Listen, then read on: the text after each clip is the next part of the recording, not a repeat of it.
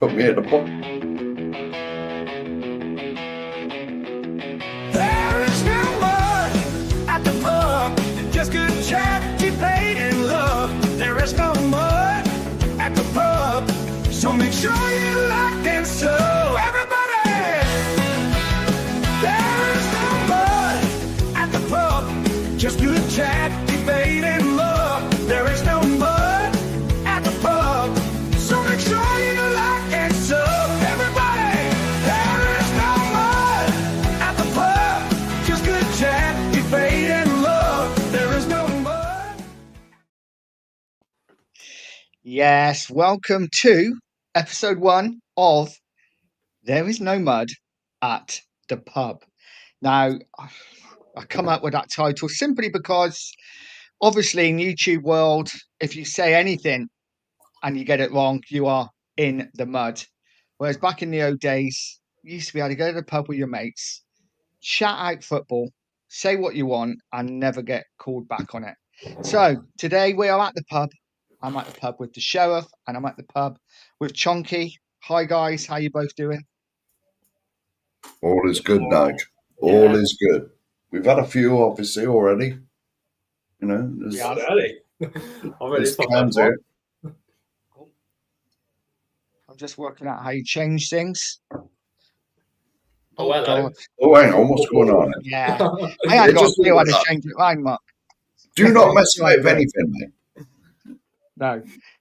You said so. Just as we were going live, you go, can you put me to the bottom? And I'm like, I don't know how to do that. I'll try it in a minute. I still don't know how to do it. No. All you got to do, mate, I'll tell you now, right? You're obviously in the studio. I am. On the main screen, where there's like all three of us, not the ones at the bottom, just hover on my picture and drag me to the bottom so you can have your boy next to you. I don't mind being at the bottom, by the way. Well, there we go. Yeah, There we go. That's How easy clever. is that? that's clever. Right, let's get a few chats in while we got a couple of people in. Michael, good evening. Got my pint of hand already. Good lads. Excellent. And Dr. Ham, Stella for me tonight, lads. Oh, I'm not Always sure a about good choice. Always a good that. choice. It is. But well, to be honest, they have calmed Stella down, haven't they, over the years? I think When we I should was- just do that as our first question. Let's just get into it. Favorite drink, alcoholic or otherwise? Lager. What are you drinking tonight, Mark? I did have a couple of cans of Coors. Not Coors, Amstel. Okay, yeah, good choice. Now, Amstel, we'll get into this later. Obviously, I'm a type 1 diabetic, right? Yeah. Now, Amstel has got 0 carbohydrates in it whatsoever. So it does not affect my sugar levels at all. At all. I discovered that by accident. But I ran out of them, so I've had to drink Coors. Look. It's like it's not alcoholic though. I just thought that was like a non-alcoholic one, right? Well, but no, it's, I don't know, 4%. All right. Okay. What are you drinking, Chonk? Thai beer takes me back to Bangkok. My first tattoo. Nice. Yeah, Nice. got that beer. Goes down like I'm really not a good drinker. My housemates would tell me that. Like 2 pints and I'm basically there. I'm like you, Dad. You take after me, yeah. Yeah. It's never been. You'll fi- But so I can find act out like next week, Mark. Sorry, mate? Go on. Said you'll find out next week. Couple of pints, I'll be anyone's.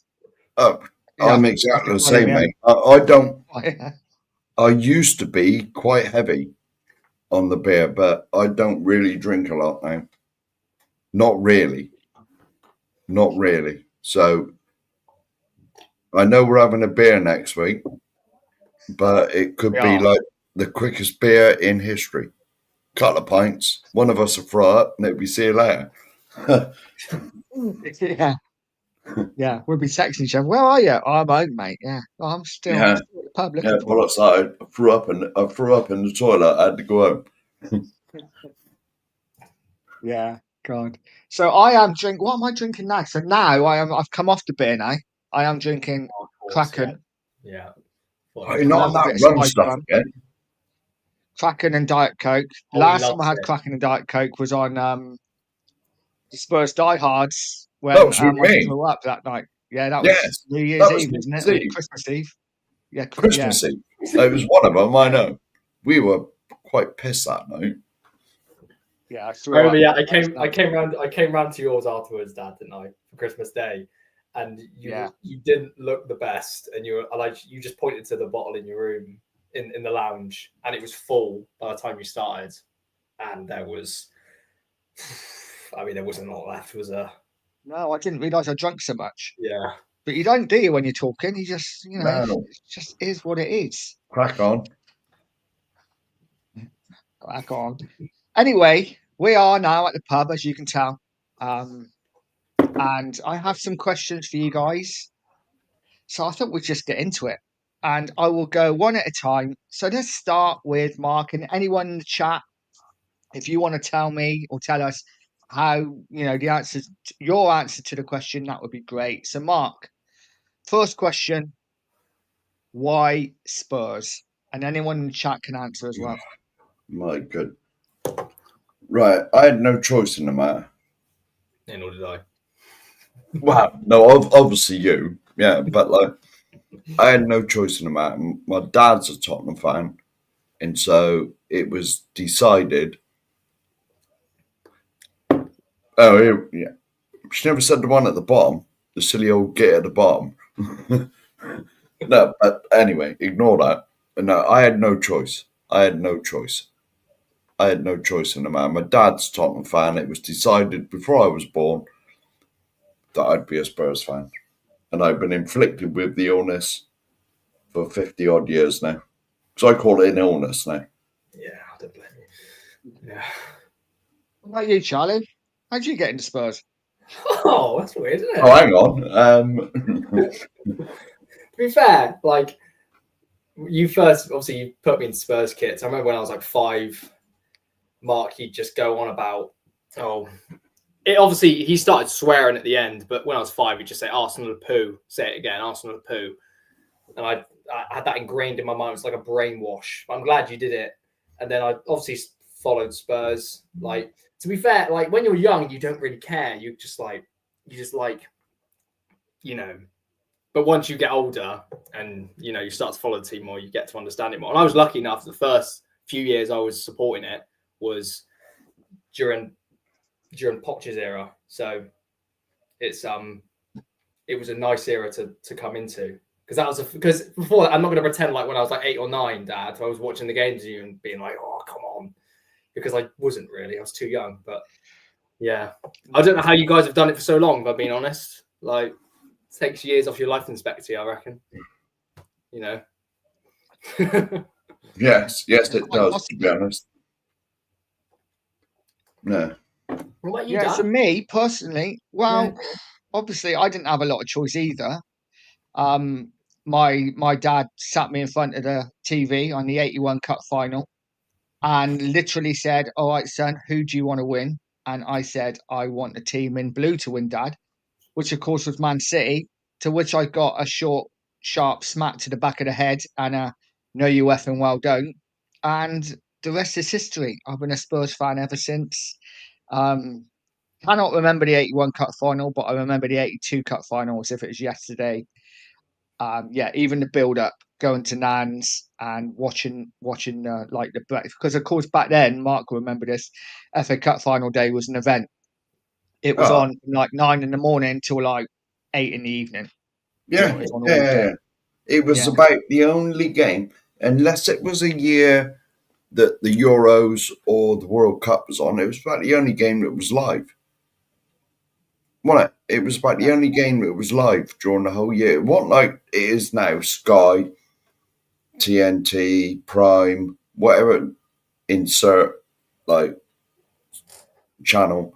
yeah, But there was only a couple of games on a year. And the FA Cup final, seriously, it went on from getting up with the players, breakfast with the players, like TL.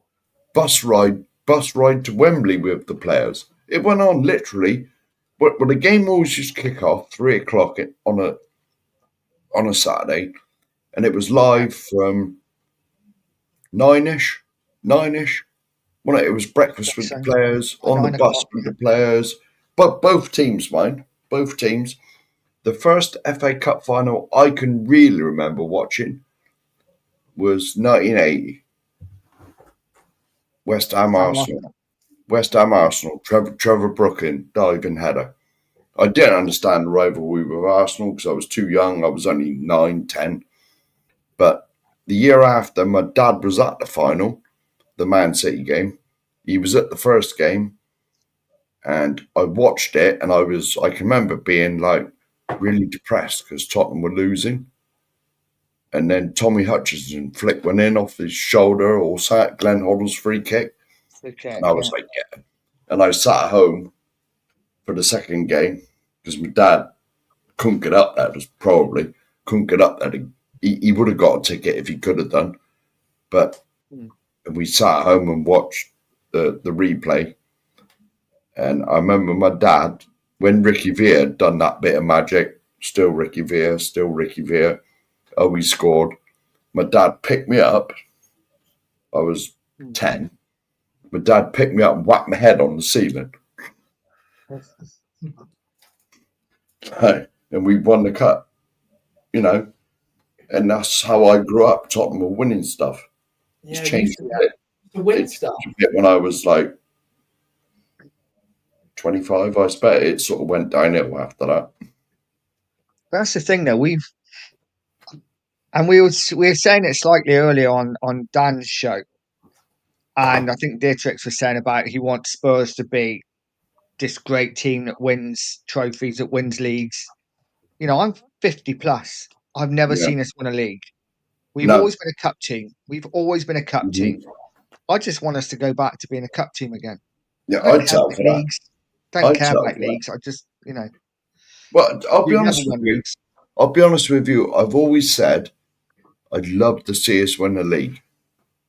I'd love to see us win the league just once. Just once. Just win the damn league. That I can walk about with a Tottenham shirt on. So I've got several upstairs. Yeah. Just so I can walk about with that thing on and get the star under it like they do now. I think, nice, yeah, I saw that, Bit of pride. Yeah. Because you can't do that now, can you?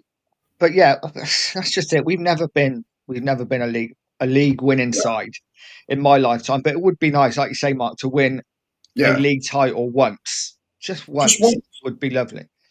I mean, we nearly won the ultimate, didn't we? Like 3 or 4 years ago when we got into the Champions League final. I never thought I'd see Tottenham in a Champions League final.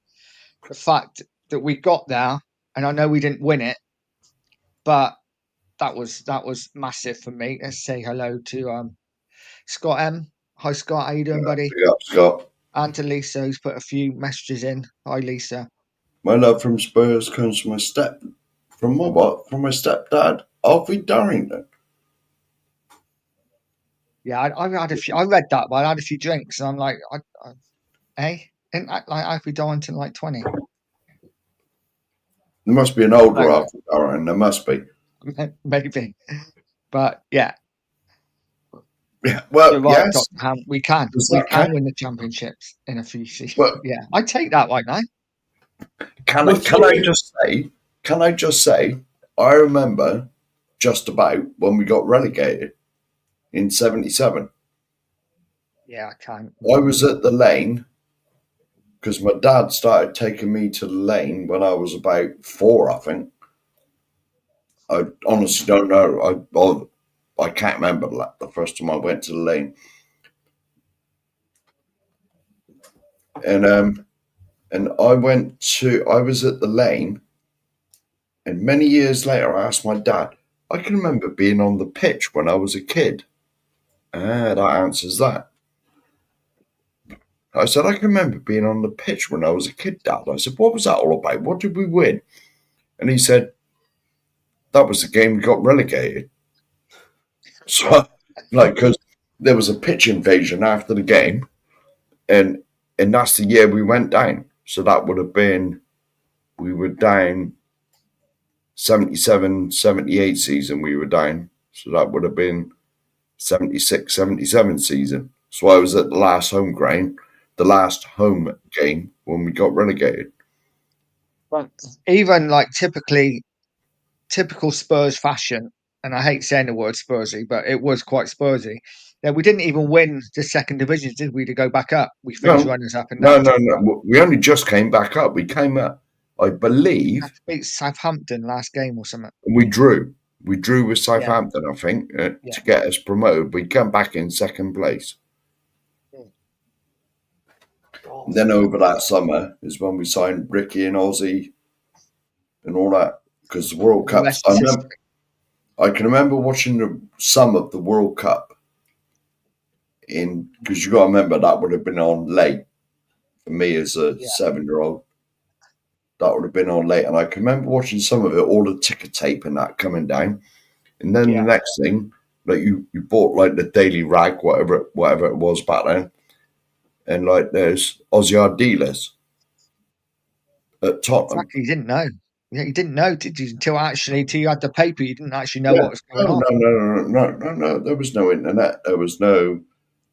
And I seen this thing, and I thought I seen him on the telly. You played in the World Cup final the other day, and here he is playing for Tottenham, right? It's just nuts. Even in the 90s, when I can remember going to like Tenerife on holiday, and you'd get the paper, but the paper would be from the day before. So say it was on a Tuesday morning, the paper would be from Monday. And I'd rush to get a paper just to find out any like transfer news. Because of course they didn't have internet in the 90s at all. No, Charlie, you don't even know what life is like without internet. I don't have a clue. Crazy. I don't know what you guys are on about, to be honest. Like, it's a whole No, new God. world. No. It was a crazy time, absolutely crazy time. Like, and it's like I said, I can remember like the ticker tape in the '78 World Cup final. Like Argentina played Holland, I think. Holland, yeah. In the '78 final, and there was like all the ticker tape, and I'd never seen nothing like it. Then the next thing, one of them signs for Tottenham, and like, and I was like, because to be honest, back then, if a first division club signed a foreigner, it was someone from Ireland. You know, that was it, wasn't it? You know, there was no one from, not really, there was no one from Spain or the other side of the world or South America. There was, you know, if you signed a foreign player, it was from Ireland because they had to come on the sea to get her. You know, even like someone from Scotland would be considered like a foreign player. The things You know, that's not being like, you know, that's not being like racist from him, but that's just the way it was. You know, and for two Argentinians to rock up at Tottenham was unheard of. More than anything else. Was this before the, like, you know, the little war we had with them? Is this before? Yeah. Before, yeah. 4 years. Yeah. The war was 1982. Right, yeah. I was at junior school then, I think. Yeah, me too. Right, next question for you guys. Favorite player growing up and why? You guys go first. You're reminiscing over the old times. Go on, Mark. You know, give it to us. One name. You know what I'm going to say, Nige. Yeah. Probably the same as me. The God. Glenn Hoddle, yeah. God. That's all there is to it. Hoddle is God. By far the most talented player I've ever seen play for Tottenham. By far. And yet, you get people in chats now and again saying he was rubbish and he's nothing on Jed's, you know, he's nothing on Archie Gray and he's nothing on nonsense. Glenn Hoddle was an absolute magician. Yeah. Well, it's when people say that You know, he wouldn't be able to keep up with today's football. He wouldn't be the same player. Oh, this guy could make time stand still when he got the ball. Yeah. He was just so beautiful. You know, Can the I way just he passed the can ball, the way he can controlled I it. just ask Lisa in the comments? She's put a comment in. If you, yeah, can I question your age, Lisa? I'm sorry, but I do, because Gaza was good, but he's not as good as Glenn Hoddle. I'm sorry, he's not. Gaza was a Gaza is fantastic, and he exceptional. is second in my list. He is second in my list, but he's not as good as Glenn Hoddle. For me, the only reason why Gaza falls slightly short of Hoddle is just because of longevity. Hoddle was there, you know, he was at Spurs for what, 10, 12 years. You know, Gaza obviously only spent 2 or 3 years with us before he moved on. But still, wonderful talent. What about you, Gaza's Charlie? marvelous, man.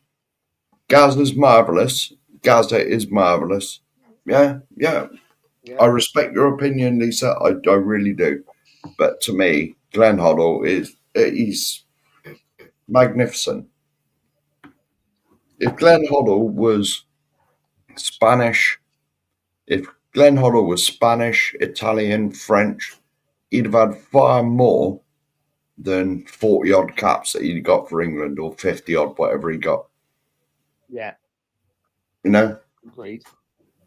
Totally agree. Charlie, who's your favourite? I was about to And say, I why? just want to add on the Glenn Hoddle thing about when you said that he wouldn't be able to keep up. And I think when people say something like that, I think it's so null and void, because all of the stuff we have now, like in the modern game, like all these like diet plans, training plans, how like well looked after players are now. Glenn Hoddle would have that exact same treatment if he played now, and his talent would still show. So I don't understand why people say that.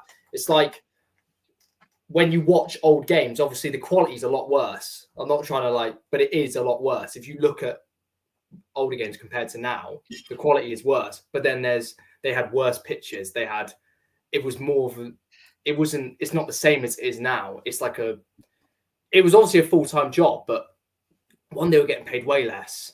And they get paid so much now, they can take care of themselves so much better. And It is really weird. Sorry, I'll let you carry on in a minute. But when he said that, it is really weird that there's a goal that Glenn Hoddle scored, his last ever goal at White Hart Lane, you showing which I've seen a million times. I'm sure everyone has, when he just literally runs half a length of the pitch against Oxford and sits the keeper down and just plays it into an empty net.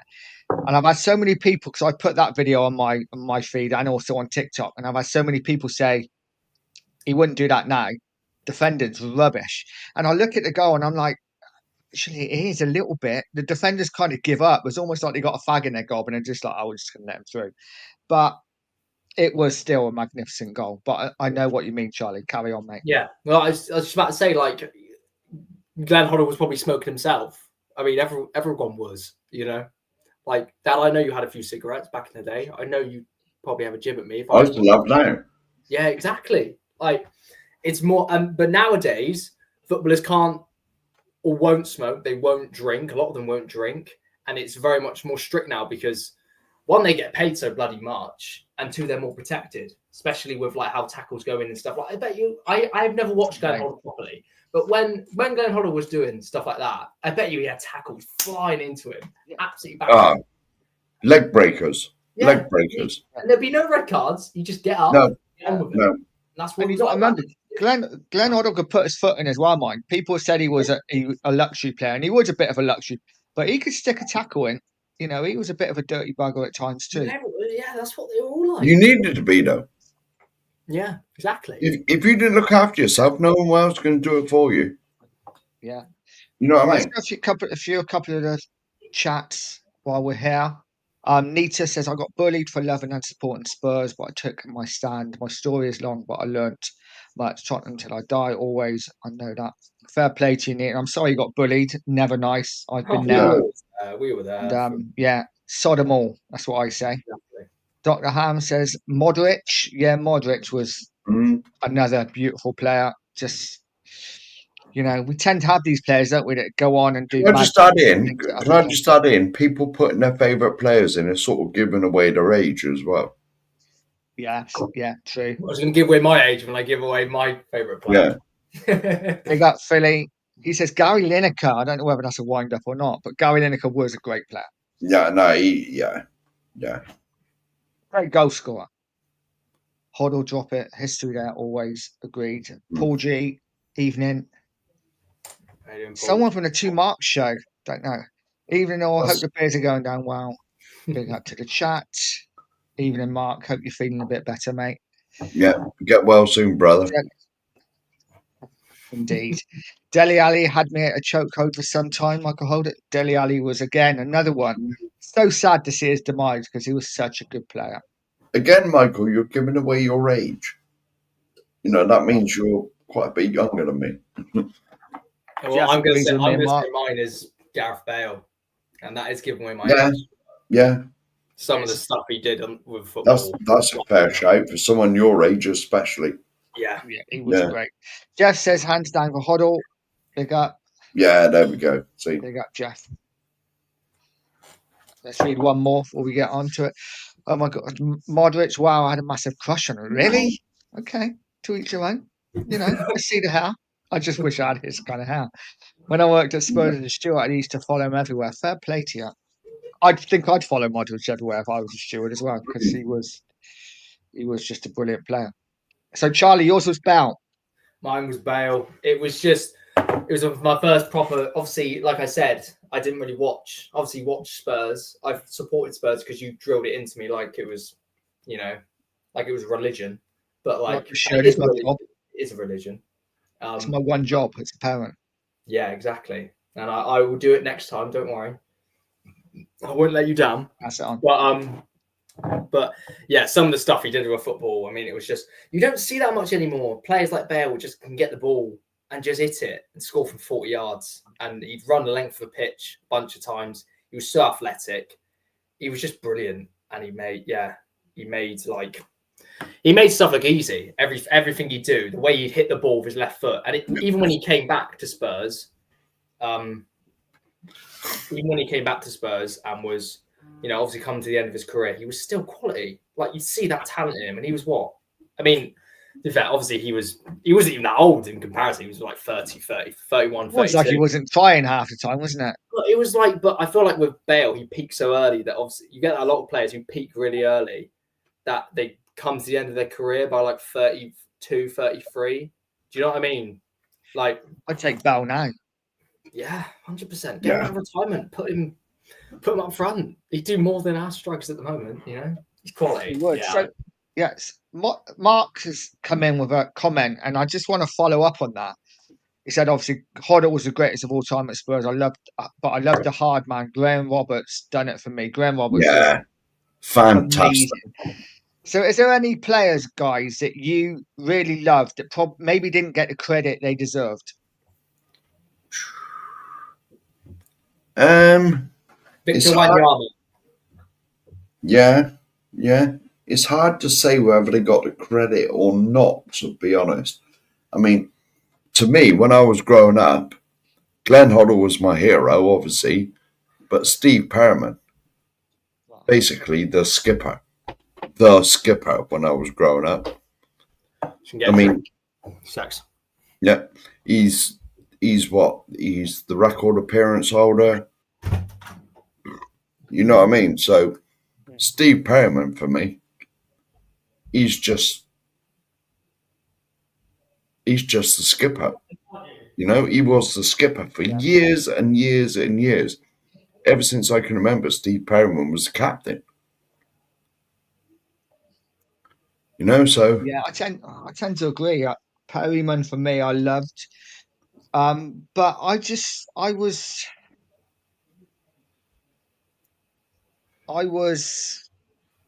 can kind of remember the 80s side. When I think of Tottenham, I think of the 80s team. Yeah. That is, the 90s team and the 2000s team kind of all blurs into one a little bit. When I think of Spurs, proper Spurs, I think of that team in the 80s. And for me, there was a couple of players that I loved that I don't think got the credit they deserved. One of them was Paul Miller. Loved Paul Miller. at the back. Yeah. And Mark Falco, I used to think was brilliant. Probably didn't score that many goals, but I just loved he scored. I think I can remember scoring against Bayern Munich in the quarterfinals of the UEFA Cup when we went on to win it. Yeah. He scored an important goal to put us through. And yeah, I loved Mark Falco as well. Yeah. I don't know where Yeah. Yeah. Yeah. Yeah. Yeah. I'm trying to get some other people, right? Abraham's got a point. Recency bias, but Kane's probably, if you look at stats wise, he is, He's top scorer, yes. Yeah. even But if you look at over the last probably in the last 2 or 3 years he was at Spurs, he was our best defender, best midfielder, and best attacker. without a shadow of a doubt. Yeah, he's got to be talked about as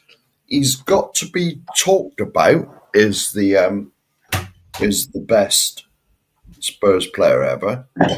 Definitely. Yeah. But for me, he's not quite. See, I get biased by remembering when I was a kid and that, You know what I mean? Nostalgia. Yeah, it is. It is. Yeah. It's like, all right, the memories are a bit misty. We've had a few beers and, the memories are a bit misty, but like, I mean, Glenn Hoddle was just something else, To me, personally, Glenn Hoddle was the best player I've ever seen at Tottenham. Whether that's age bias, whatever, but for me, definitely. Gaza runs him a very close second. But that's only because I'm old enough to remember Glenn Hoddle. Yeah. Oh, Moussa Dembele. Yeah. What about you, Charlie? Is there anyone, obviously you said Bow was like up there, but is there anyone you think doesn't get the credit you deserve? Like a Pascal Chimbonda or someone like that? Oh, bloody hell. Mark mentioned Moussa Dembele in the chat, and I think I do think he does get the credit he deserves now. But I said Victor Wanyama because he obviously didn't stay for too long. He was there for 3 seasons, I think. But every game he played, he put an 8 out of 10, and I think he was. We'll look back. Thing is, I'm not discrediting because I think for all you said, Glenn Hoddle, I probably agree with you over just what you guys have said for what he does with the ball, how long he's at Spurs, because the longevity comes into it a lot. You can't, although obviously there are some amazing players, if they don't stay for too long, it kind of affects their legacy. Yeah. If they're there for a long time and keep doing it, then that's why I think if Kane won a Premier League of us and a Champions League, if we got just over the line on those two, I think he would have. I think he would definitely be up there with the greatest player I've ever had. But because he didn't, it affects it obviously. But I really liked Victor Wanyama. I had a really soft spot for him. I just thought he was such an enforcer, and we miss that now. We miss that now in the midfield. We don't have someone who could just he was just you couldn't get past him. He was a brick wall. He was so strong as well. Scored that amazing goal against Liverpool as well. And I remember the goal he scored against Palace at home in the 16-17 season. And he was just a bit of a cult hero, the way he celebrated with the fans. And I just fell in love with him after that. And that was his first home game. And I just really liked him after that. So that would be my only one. I think Moussa Dembele gets credit he deserves, to be fair now. But he was amazing. Do you agree with this comment? Because I kind of didn't last season, but I do now. Oh, I wanted to. Dr. Ham saying, I'm so happy it's looking extremely likely he's going to get his first trophy with Bayern this season. Yeah. Last season, I didn't want him to win anything, but now I'm really happy that he's won something. No, for me, it is sort of, it's not performance based, but it's like sort of trophy based. This is why Kane it wasn't his fault, but this is why Kane can't go down as the greatest Tottenham player because he didn't win anything. Yeah. You know what I mean? I mean, when I say Glenn Hoddle, he won what? 2 FA Cups, UEFA Cup. Not sure. Did he ever win the League Cup with us? I'm not sure how long. I think that's what. I think he won 2 FA Cups and the European Cup, UEFA Cup, because he left by. That was it for him. I think he wasn't in the team in the 70s when we won stuff. But like it's Right. you got to have some tin pots as well to be considered like a great at a club. You know what I mean? Harry Kane is undoubtedly a great.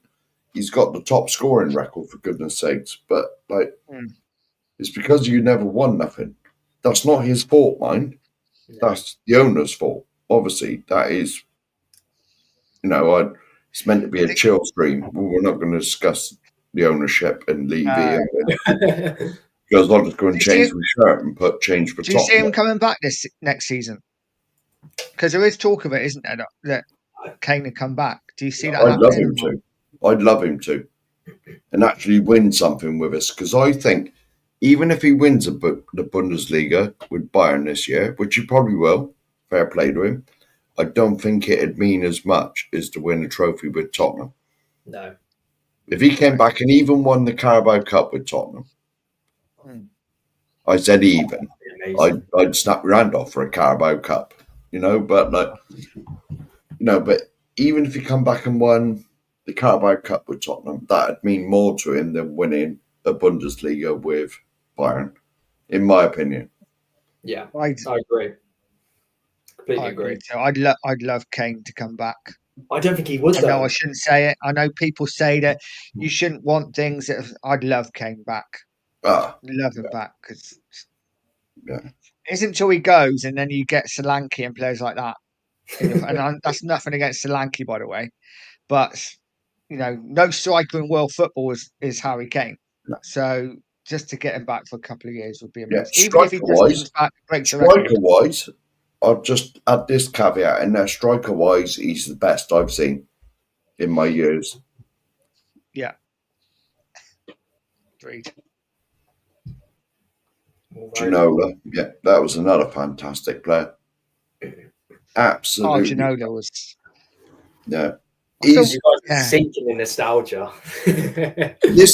This is what we're missing at Tottenham these days is players that whether you're at the game or you're at home, as soon as they get the ball, you're like, you're sort of go on then, I mean, when Ginola was at Tottenham, I used to go to Tottenham a lot, Mm. And every time that man touched the ball, the you could the gasp from the crowd, Just the hope for intake that. of breath. You knew something was going to happen, and I've got, five times out of 10, it did happen. We haven't I've got got a them little. players anymore.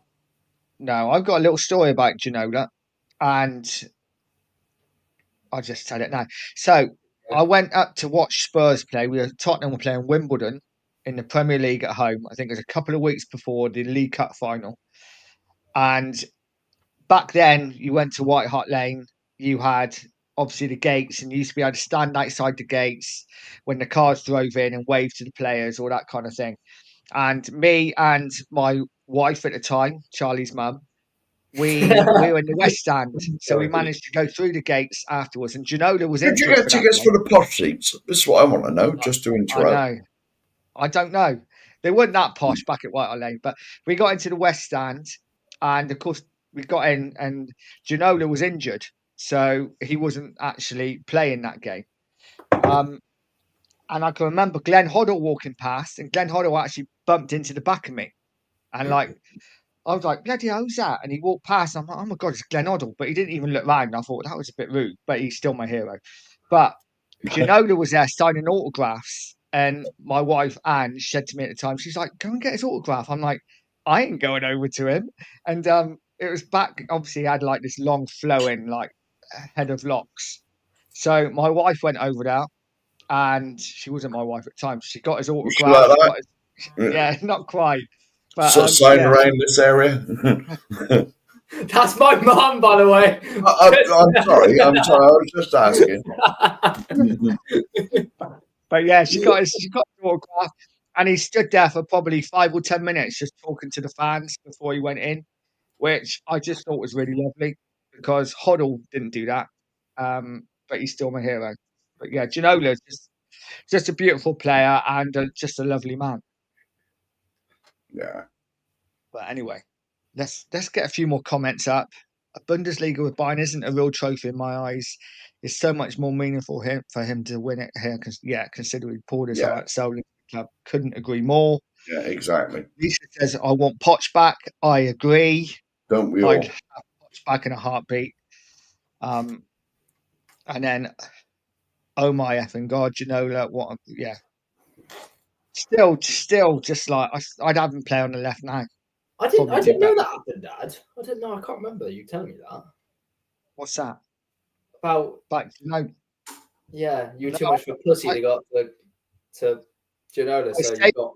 I saved your mum again that day as well. I saved your mum that day because when we come out of the ground after the game, there was quite a bit of crowd violence, and your mum was oblivious to it, and I had to pull her away and into the Spurs shop because there was fights going on everywhere. So, well done, Dad. Bit of a hero. Hero. Yeah. You got that? And there was an S under it. But Jan Vertonghen, yeah. That's a player who was massively didn't get the credit that he should have. What a beautiful player he was. Super Jan. Anyway, I digress. Glenn joined Spurs at 12 years, 377 appearances and 88 goals, 2 FA Cups, UEFA Cup, and a Charity Shield. Absolutely. He didn't play in the UEFA Cup final, did he? Which is really disappointing. But no, he was injured or suspended. Yeah, it's like he was injured. Didn't Ideali's come off the bench or something? Yeah, and he was only 50% fit. Yeah. Billy says, "Big up Anjin." We're not talking about Ange today on the stream, but big up, Billy. Big up, mate. Go and watch Dan's show from about half an hour ago. We're talking about Ange. Yeah. Nita says, Kane left the banks, the only player to take Levy to task, and left 85 million in bank coming from our academy. Yeah. Agreed. Yeah. Agreed. And Billy says, wanting Poch back shows no ambition. Well, maybe, but then we have done absolutely nothing since Poch has left, have we? So, sometimes it's good to get an ex-girlfriend back. I've done it a few times and I've had fun for a little while. I'm not saying it's going to bring you long-term success. I have no comments on these. I'm going to pretend like you didn't say that. Charlie, you know me. Anyway, let's get to the next question. So the next one is, best game attended, home or away? Charlie, do you want to go first on this? I haven't been to much, Dad. I know what you're going to say. Go on. Just what is the best game? What's the one you really enjoyed? Well, I love going to the Monaco game, even though we lost, because it was more about the atmosphere and how amazing it was to go from, because this is the first time that was my first time remembering Spurs in the Champions League. I wasn't really old enough to remember them before then. Even I know the Inter Milan 4-3. I sort vaguely remember that, but I'm not gonna pretend like I do remember it too much. But to see Spurs at Wembley with it was amazing to see, and it was a great game. I wish I'd been to better games, but I went to Everton 0-0. Went to watch Moscow, and there was a lot of crowd violence after that, which kind of put me off a bit. That was a bit dark coming out of that. Do you remember that? Yeah, we went to Chelsea Man United, didn't we, at Stamford Bridge? That was a great game, yeah. But honestly, in recent memory, the best game I went to was Brentford 0 Tottenham 2, which was only a few weeks ago. That was a great laugh. That was a really good win. Hey, the one game you didn't go with me. Yeah, sorry. I won't take it personally. Were you singing the Levy Out songs? No, I wasn't, because I was in the home end, so I had to blend in. Because one of my mum's friend had season tickets, and I was like, I would happily go. And obviously, when we scored for 2-0, I just very silently did a little fist bump, and it was so sweet because the Brentford fans, bless them, Like, you think we're a small club. They're even worse. They were just like, they were saying stuff like Archie Gray should have gone to Brentford. And I was like, oh, guys, shut up. You in the Championship. You in the League One about 10 years ago. Like, you've got no place at all. And when Sarr came on, this is the funniest part. Sarr came on and everyone in this ground was chanting, who? And that's why he shushed the fans like this. Because everyone chanted that. And then obviously he scored the second goal. And it was so sweet. So in recent memory, definitely that game, because I walked out the ground being so proud to be a Tottenham fan, even though in recent weeks before that it was abysmal. It was nice to have a win under the belt. But yeah, what about you guys? You've probably got better games. You, Mark? What's the best game you attended, home or away? Now, you won't be able to remember this, but can you remember when Klinsmann scored at Anfield in the 6th round of the Cup? I was at that game, nice. and I was a bit like you.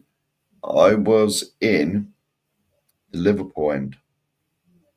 The Tottenham fans. Now, Anfield was a lot different then. The Tottenham fans, I think it was 94,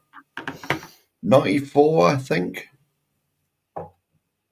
Liverpool went 1-0 up, and there was me, my mate. I was best man at his wedding. He's a Liverpool fan. My mate I used to work with, he's a Liverpool fan, and his dad, who's a Tottenham fan. Liverpool took the lead 1-0, and everyone jumped up celebrating. We was in Liverpool end, right next to the Kop we were, and they stood up jumping around, and I just looked at him and we like shook our heads like that. No. and then Teddy Sheringham equalised, and I looked at him and just went, "Come on." Silent fist bump, yeah. I just looked at him and sort of nodded my head or sort of went like that, you know. And then in the second half, if you were stood on the pitch and you were staring at the Kop, we were to the right-hand side of it. Klinsmann scores the winner at the Kop end, runs round in front of me, gets jumped on by a Tottenham player, and collapses on the ground. With this, Klinsmann, who was like a god at that stage, because like he was the last world-class player that we actually signed in his prime, in his pomp, and people say Van der Vaart, but he was on his way, he reached a peak, he was on his way down then. Klinsmann was at the peak of his powers. And this was the first time he was here, not the second time. And someone jumped on him and he was on the pitch in front of me. I was about 3 or 4 rows back. I jumped up like a madman. Yes, like that. And because he was right in front of me. But all the Liverpool fans were brilliant. They were like, fair play, mate, fair play, and all this. And I'd have given my right arm to be in the away end, that because Tottenham fans, because it was the FA Cup, they had the whole of the away end. Yeah. And all of that away end was singing Spurs are on the way to Wembley. But that's the best game I've been to, but we won't talk about the semi-final when we got absolutely pulverised by Everton. But I can remember watching the semi. Yeah, the semi. It was the Hillsborough. It was Hillsborough, wasn't it? Yeah. I think it was at Ellen Road. It might have been Ellen Road. It was somewhere like that. Road, yeah. Yeah. Watched it at my mate's house, and we would have been in our early 20s. And yeah, watched it at my mate's house. My mate was an Everton fan, and even he thought they were going to lose, and we got absolutely smashed. Before we go into my game, please, guys, if you haven't already, please subscribe to the Sheriff on the Two Mark Show.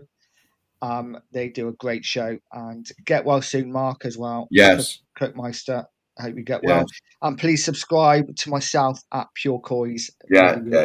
A sub and a like as well. You don't understand how much the likes help. It's almost like currency. I did it as we were coming on, Nige. I had a notification on my phone. I always press the thumbs up button. Yeah, got to be done.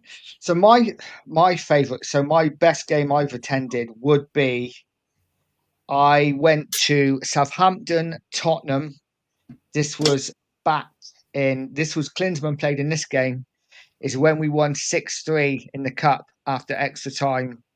So I was sat Ronnie. with my dad. Yeah, I was sat with my dad in the Southampton end. So again, just like you guys, I was sat in the away end.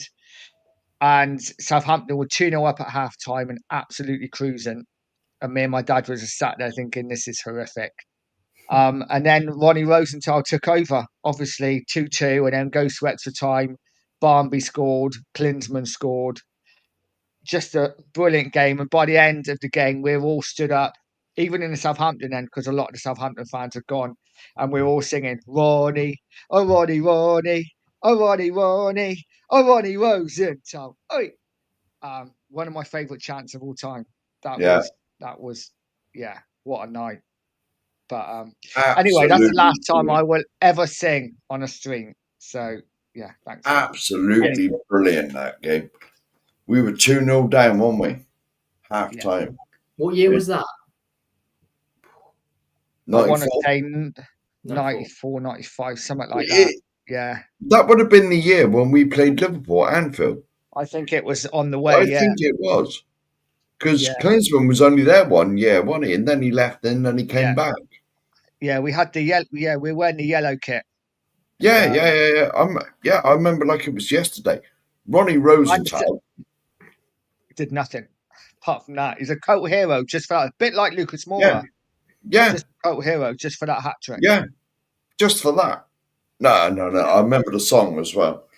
But that, like, Ronnie, oh, Ronnie, that's like a Jewish tune anyway, and he was Israeli, wasn't he?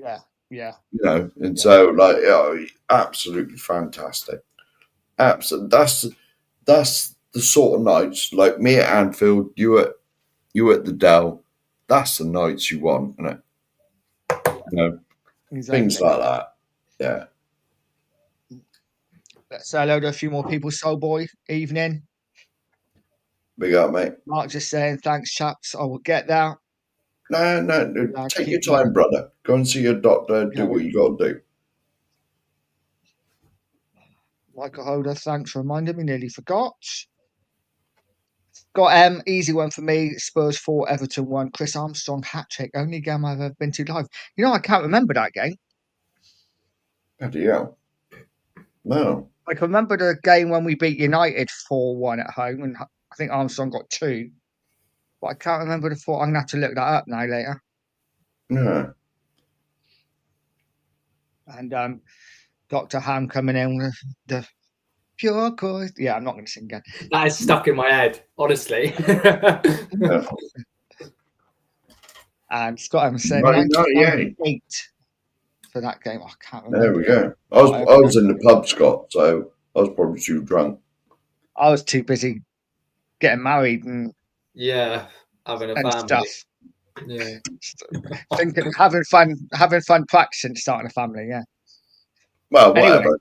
We don't need to go in that. Your son's on the stream. Yeah, you know. such a twat. Such a twat. Yeah. Let's just take this question on. So, Mark from the Two Mark Show, his question is, what is ambition for Tottenham these days? So, without being too negative, what is ambition? Mark, I'll start with you. Me? Good.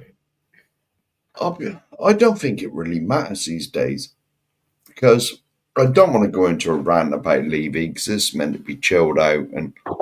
But the thing for Tottenham these days is that we've got everything that we've got because that, let's be honest, you've been there, I've been there, your boy's been there.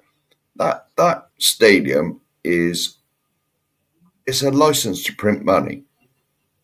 You know, winning anything is not important. It's not, because how many bloody concerts, and I get emails every week about someone being at the stadium. Rolling Stones, there's people I've never heard of. I've heard of the Rolling Stones, obviously, but this is there, that's there. Kendrick Lamar, Beyonce, Yeah, well, Beyonce I've heard of. Who's the other one? Lamar or something? I've never heard of him. Yeah, he's a Never heard of modern rapper. I'm not a fan of rap, even though I'm a young person. I've never heard of him, so God knows. But like, I mean, football is on the back burner. It doesn't matter what we do as far as ambition goes. It doesn't matter because the rest of it, you got to remember as well, they're building a bloody five-star hotel outside the South Stand. That's even more money that'll be like brung into the club. I'm all for this as long as all that money gets put back into the football team and we actually compete with things. But it seems ambition at the moment has been forgotten about. It doesn't matter if we win now. As long as we stay in the Premier League, that's all that matters. Yeah. And that's it. I agree. What do you think, Charlie? What is ambition for Tottenham these days? Just going for trophies. I think it's difficult when, like Mark said, where we're much more of a money focused. And I'm not going to say because most teams are like that now in the modern game. It's sad, but most owners just care about making a profit. It's different now because there's so much money in the game that when someone comes to buy a football club, they're not interested really in the football. They're interested in making a profit because they know that football is a gold mine, So it's not necessarily like you're going to be lucky to buy to get an owner who really cares about the football club. So, and obviously I want Levy out. We're not going to go into it. Obviously I want Levy out because he's got his ambitions completely wrong in terms of the club. No doubt he's grown it financially amazingly. But what Mark said about the five-star hotel, what makes me laugh is that the Tottenham area around the stadium is terrible. It's an absolute vibe. But you got to remember as well, if Levy has his way, places like Chip King and all them row of shops in front of the stadium, that'll all be gone. Yeah. 100%. That's the idea, isn't it? All That's be the gone. idea. He wants to turn Tottenham into Wembley Way. Yeah, of course he does. With the hotels all around, the restaurants, all that kind of thing. Wembley Way, that's what he wants at Tottenham.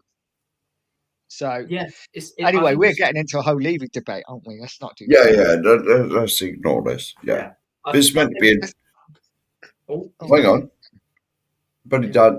Are we in charge now? Oh no, he's back. My camera's so bad. I don't know why it keeps going off all the time. Yeah. I think just ambition at the moment is just trying to go for as many trophies as possible and winning stuff. Because, like I said, if we won something, I think if we won the Champions League or the league in the 16-17 or the Champions League in 18-19, we'd be having very different conversations about Levy. I think personally, because we would have won something, and I think that's the main ambition we've got to go for because we're a club at the moment who haven't won anything in 16 years and 17 years. And it's becoming frustrating for a club with that big of a stadium, with that big amount of money. We're one of the richest clubs in the world, not just in England, in the world. And we can't have the silverware to show for it. It's frustrating. And that's what makes it even more frustrating for me, though. Mm-hmm. We're all fans. That's what makes it so frustrating for me is that we have had chances to win things under Levy. We have made many finals, many semi-finals. If he had just pushed that boat out a couple of times, and instead of bringing in Saha and Nelson, he brought in the players that Redknapp wanted, brought in the players that Pochettino wanted, we could be talking, like you say, a totally different story now. And Levy could be held as one of the best chairmen in football history. Yeah. Well, he could have been, but the thing is with Levy. Right now, I wasn't Levy out back then. I became Levy out when he sacked Pochettino. That's after going 500 odd days without buying anybody. Right, and Pochettino crying out that he needed a rebuild, and Levy wouldn't give it to him. Pochettino's football, apart from the 80s with Keith Birkinshaw, It's the best football I've ever seen Tottenham play. Oh, it's Right, amazing. and I knew if you go back to the year Leicester won the league, that's the first year, and the year after when Chelsea won the league, the year after we had the best team in that league by a long, long, long way. Trouble is, we had a first 11. We had a first 11 and we had no backups to come in when there were suspensions, injuries, whatever goes on. Right. And we were playing twice a week because the year Leicester won it, they had no European football. And the year after, because when Leicester won the league, the year after, the year that Leicester won the league, Chelsea finished 10th. They never had no European football. So they never had nothing either. And so they had one game a week, apart from the domestic cups. We were stretched to the bone and we had a brilliant first 11. Daniel Levy did nothing. He was satisfied with top four, Yeah. just to get the Champions League money in, and he wouldn't push us that tiny little bit. You got to remember that the transfer fees weren't crazy like they are these days. And Yeah. he'd give Pochettino 70, 80 million pound. That would have got him three, not top players, but sensible players that could have sat on the bench and replaced. If he'd have been clever, and we could have won both of those leagues. I think I'm gonna add to that with the 80 mil. What Poch was best at was developing players Of course. that were young who became world beaters. When Yeah. Yama came in, another Yeah. example, Southampton, fairly average player, ended up being a really good player. Musa Dembele was another one. Mhm. Even Son came in. When Son came in, he was unproven at Leverkusen, ended up being one of the best players I've ever had. Kane's obviously the best example.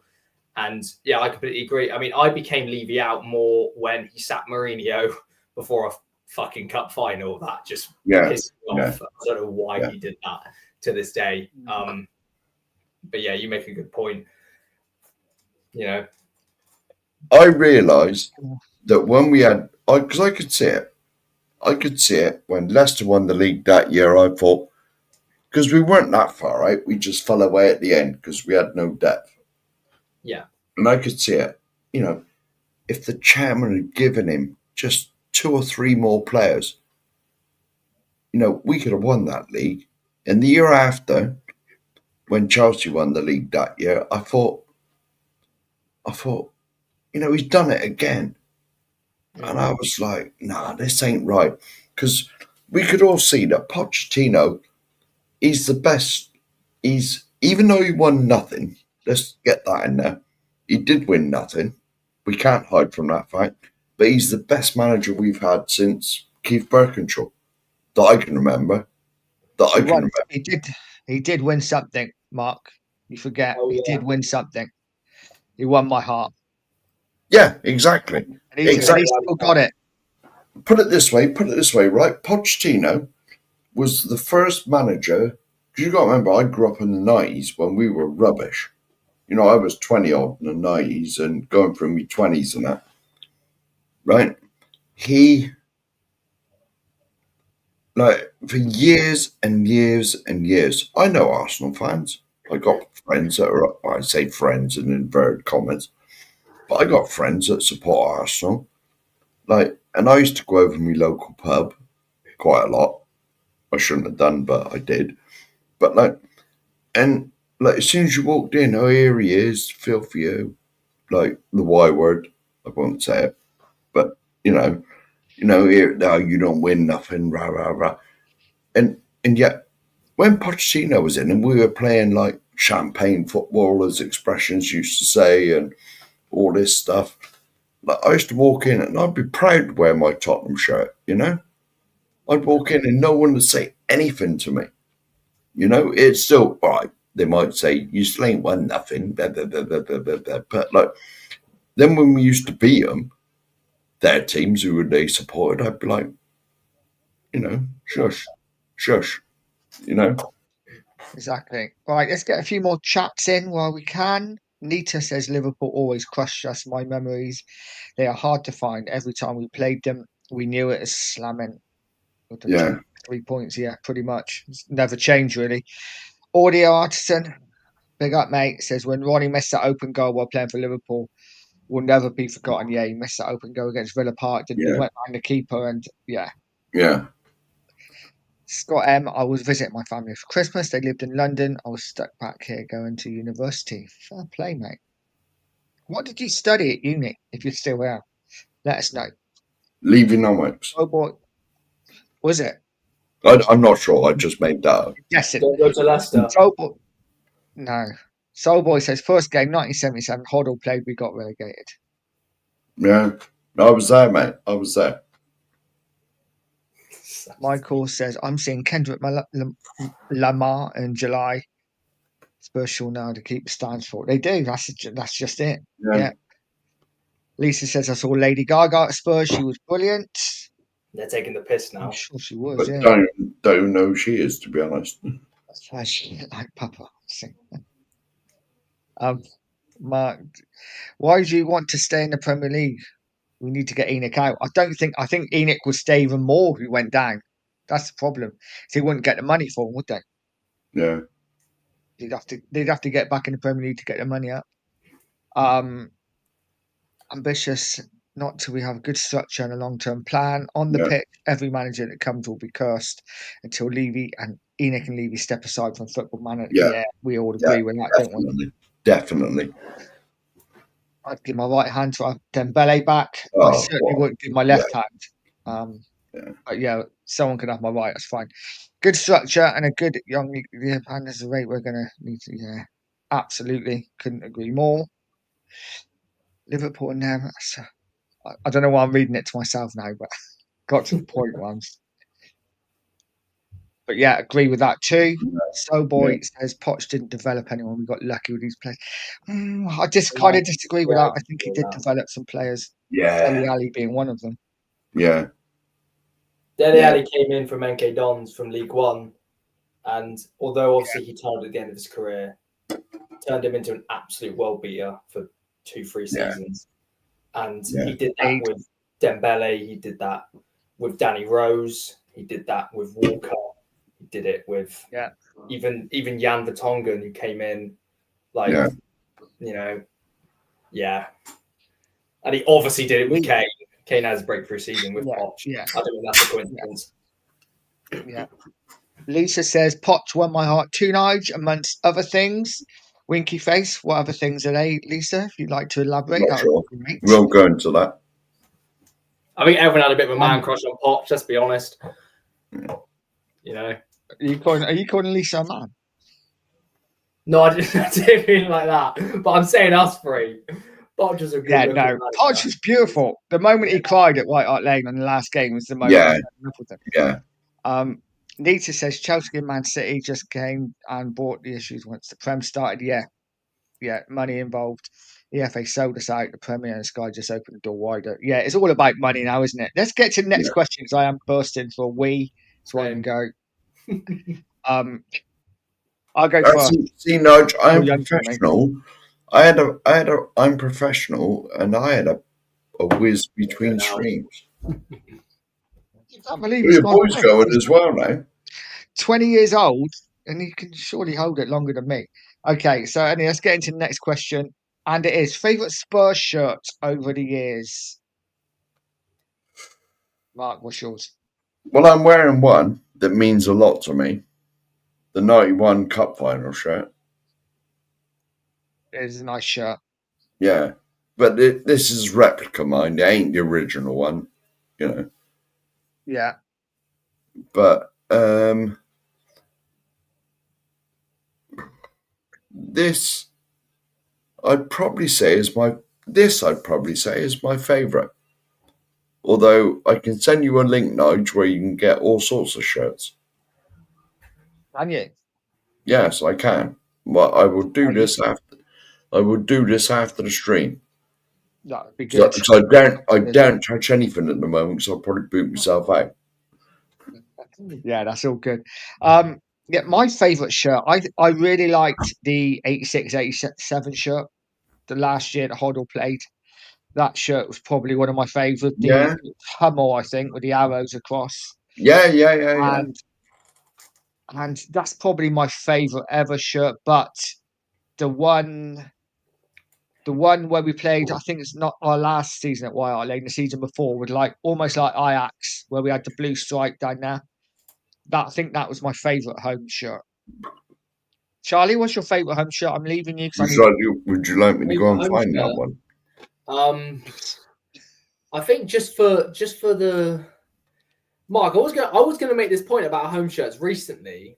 Don't you feel that nowadays, because of all because we're with Nike and because most shirts become quite plain, they've lost their sort of They're shite, ain't they? Let's Yeah. just call a spade a spade. They're shite. yeah, like the shirt you're wearing now. That's 84, isn't it? No, 91. 91. Oh, I got it wrong. I'm sorry. 91 cup final. I have got that shirt, to be fair, but the advertising's worn out. But a lot of the shirts now, they just don't have any I can't find the word for it, but now they're so just a lot of them are just plain. I remember when we got Nike, I was quite excited because I was like, they're Yeah, so was I. Yeah, Yeah, because Nike are a massive brand, but they're crap, aren't they? Their shirts are rubbish. And I think the annoying part is that because other teams have Nike, like Liverpool and Chelsea, we have sort of similar kits to them, but just with different colours. And it's lost their soul, like shirts nowadays. I think the best shirt I remember, and I remember this because my dad, he gave me it when I was 5, and I wore it a lot. I think he's got loads of photos of me. Was just the plain white with the Mansion logo. I always like the Mansion advertising. Yeah. Mansion, Even that had red on it though, didn't it? Yeah, that's the only downside. Yeah. I guess like with the AIA as well logo, it's always annoying. That is they could just change it to black. That's the thing. They could. I don't know why they didn't do it. Well, no, because I think AIA is like Japanese or somewhere out in the Far East. Red is a lucky colour. Why it's got to be on our shirt, I don't know. But red is definitely in Japan. Red is a lucky colour. I think it's in the Far East as well. And I think they're a Korean AIA is like a Korean or Japanese company. Yeah. And red is like the lucky colour. Yeah. But why not just change it to blue? Yeah. Not like this, like the Holston is like navy blue. Like just no. I haven't bought a home shirt for many, many years. It's too expensive now as well. Well,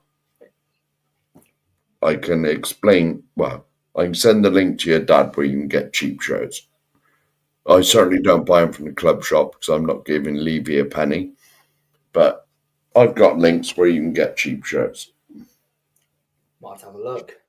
They take a while to arrive, but I bet it's like gives it away where they come from. Yeah, no, but that's fine. Yeah. Well, in a couple of weeks, Shonk, you're over that way, ain't you? What's that? Said you're over that way in a couple of weeks. You can pick one up. Vietnam? Yeah. Oh, well, there we go. I'm going to Vietnam on. I wish I'd known this. You could have picked me one up instead of me bloody ordering one. I'll go visit the shop they make them. No delivery fee. I'll just bring it back on the plane. Yeah, but there we go. See. So have you seen the shirts for next season? No, I mean, I know lots of things going around, isn't there? That apparently these are the shirts for next season. I don't know if you guys have seen them, but they look quite nice. Nike are very lazy. Apparently, we've got a black away shirt, which I quite like. I like that. And the white one has got like the badge in the middle. I don't know whether that's going to be a training top or what, but yeah, let's go for a couple more. Hewlett Packards, all nice. Yeah. I love Hewlett Packard, but Holston is my favourite sponsor for Spurs. I can't see the shirts getting any better. You can't beat the old ones. No. And here is royalty. Here he is. Even in I sent the bat signal out. I mentioned him about half an hour ago. I did mention Brian, didn't I? Twitch. It was like the bat signal. You must be able to see it in Toronto. Much love, Brian. I mention you, Brian. Not badly, but big up, brother. Never badly. No, no, So no, no, no. let's go to the next question. This is a bit of a different one. You might have to think about this.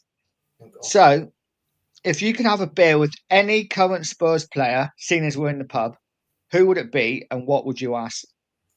Current Spurs player. Yeah, if I said like old one, then we'd probably say Hoddle, and Charlie would say No, Gaza. Gaza. Gaza, definitely. Oh, Gaza, yeah. We, we, we'd be there for You wouldn't 3 be having days. one beer. Yeah. Yeah, you'd Well, be there for 3 days.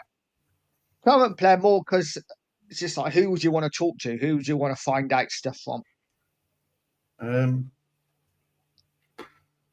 That's a really good question. I'm trying to think. yeah. I know mine would be Who would yours be? Madison, just so we can go to darts. Oh yeah. But actually, I was quite good at golf, and so I could like game of golf with him. Yeah, yeah. I'm crap at that. I was good at scoring the board though. I saw level maths. What Yeah, about you, John? Madison's a good shout. Madison's a good shout. I'd agree. Sorry, I just saw the chat. Madison's a good shout. I think it's more just like when you see him in the media, he's very charismatic compared to most players. Yeah. And you would get a good shout out of him, I reckon. I feel like with a lot of other players, you probably wouldn't. Yeah.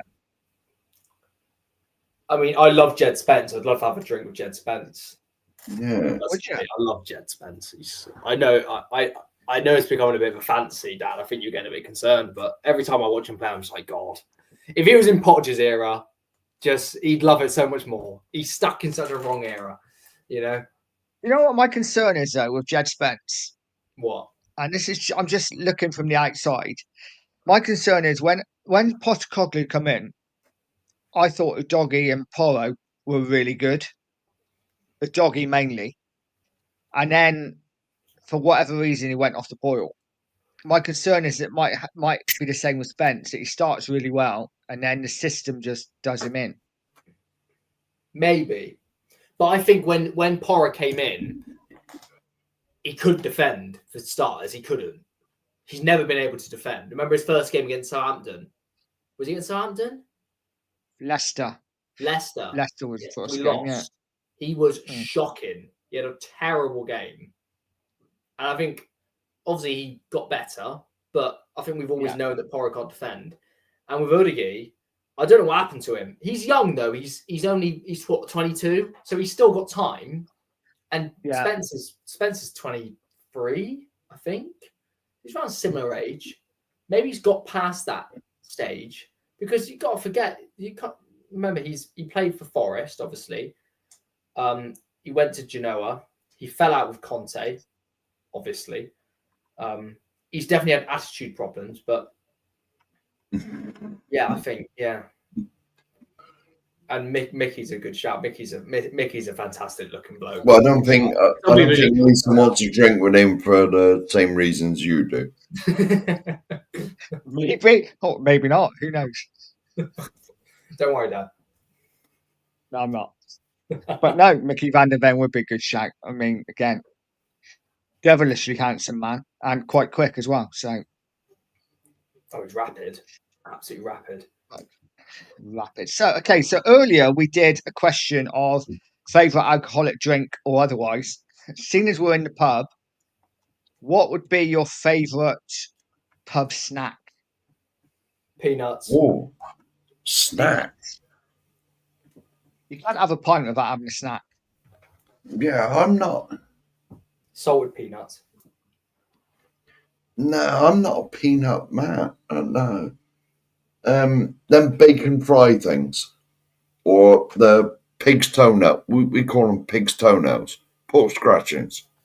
Pork scratchings, yeah. Yeah, pork scratchings, pig's toenails, bacon fries. You remember them packets of bacon fries? Yeah. Or a packet of them, because some pubs I've been in sell them cheesy bloody whatever they're called. Not hula hoops. The bloody. I know what you mean. I know what you You mean. know what I mean? Them little cheese biscuit things. They're like about the size of a 50p or something. You know. Yeah. They would Mini be No, 50 cheddars. now. Mini cheddars. That's the absolutely ones. matters, yeah. I always like when we used to play football to finish, and after the game we'd go in for a pint afterwards. I always used to like cheese and onion crisps and a pickled egg. Oh yeah, Always good. that. Oh, your breath must have stank. Wow. Jesus Christ. Hey, you came from that, so you know you did all But right. that's legendary. Cheese and onion crisps and the pickled egg is like it's the food of kings, It is. in Your my mum never opinion. worried about it. Yeah, no, I'm sure she wasn't. I exist because of that. I'm aware. You don't need to keep fucking mentioning it. See, if it weren't for those pickled eggs. Anyway, I love this comment. Lisa's my kind of woman. Always turns it the other way. I was Anyway, laughing at that. I got can't lie. pint of salad, sorted peanuts. Good choice. Good choice. No, I've never been a peanut person. No, No, do like them. no, Fucking scampi fries, yeah. yeah. Scampi fries are You love good. Pork Yeah. scratchings, definitely. I've never had I'm not. pork scratchings before. What are they like? Scratchings. You never They had don't them. really sell. Thing is, nowadays in pubs they don't really sell them. You just all it is. Yeah, first- they do. When I buy a pack of peanuts at the pub, which by the way isn't that much That's the because ego, my isn't it? housemates take the piss out of me, but because I do it to soak up the alcohol because I want to have like 3 or 4 pints. I don't get to the fourth. I have 3 and I stop. But the peanuts just soak up the alcohol bit. But they're like £1, £1.80, £1.90. Nearly What? £2 little pack. Yeah, No. it's mental. It's what it's like now. Gone their days of Me. 20p. Yeah, no, it's nowhere near 20p. Bloody hell. Jesus. So I got a couple of morbid questions here now. There we go. I'm sorry for Oh, that. here I we was go. running out of questions. I had to come up with something. So I just want to find out more about you guys. So if you were on death row, what would be your last meal? Chicken tikka Not really masala football, naan mate. bread. Nah. Nice. No, roast dinner. Without a shot of a doubt. A roast dinner. Roast chicken. Roast chicken. Roast chicken in order like trimmings and yeah. That would Nice. be nice, to be fair. Dr. Han would go for scampi and chips. Good choice. I would go for like a really nice homemade lasagna and chips, I think, Lovely lasagna. with oodles of mayonnaise. Yeah. Oh, heaven. Absolute heaven. I'm hungry now. The only reason I go for the tikka masala is because I know if I'm on death row, the havoc on my stomach, it wouldn't matter. I'd be dead. And I have a bit nappy. I have some apple crumble after as well. Oh, I feel amazing. I mean, I wouldn't feel amazing, but you know. I get it. So here's another one. Bit sad. Worst moment as a Spurs fan and why? Worst moment.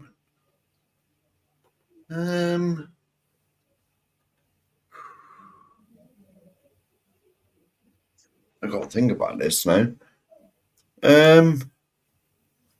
Looking back, knowing what I know now, knowing no, I'm not sure if this will be disqualified or not. It may be disqualified, but you may or may not know like obviously 91 shirt, obviously because a certain man lifted the cup, my hero, or he became my hero when I was 20 years old, 1990. But I would say the 1987 Cup final when he scored the own goal. But is that cheating because he wasn't my hero at the time? Is this a bit? It's a yeah. It's yeah. Yeah, it's a difficult one, isn't it? Yeah, that is because he never became my hero till I went in hospital. Yeah. You know, so 87, I was still all right. I was 16, 17. You know, I was still all right. But, you know, so I would say that. But if that's cheating, then It's not a Whatever. joke. You can have it, Sheriff. You can have it.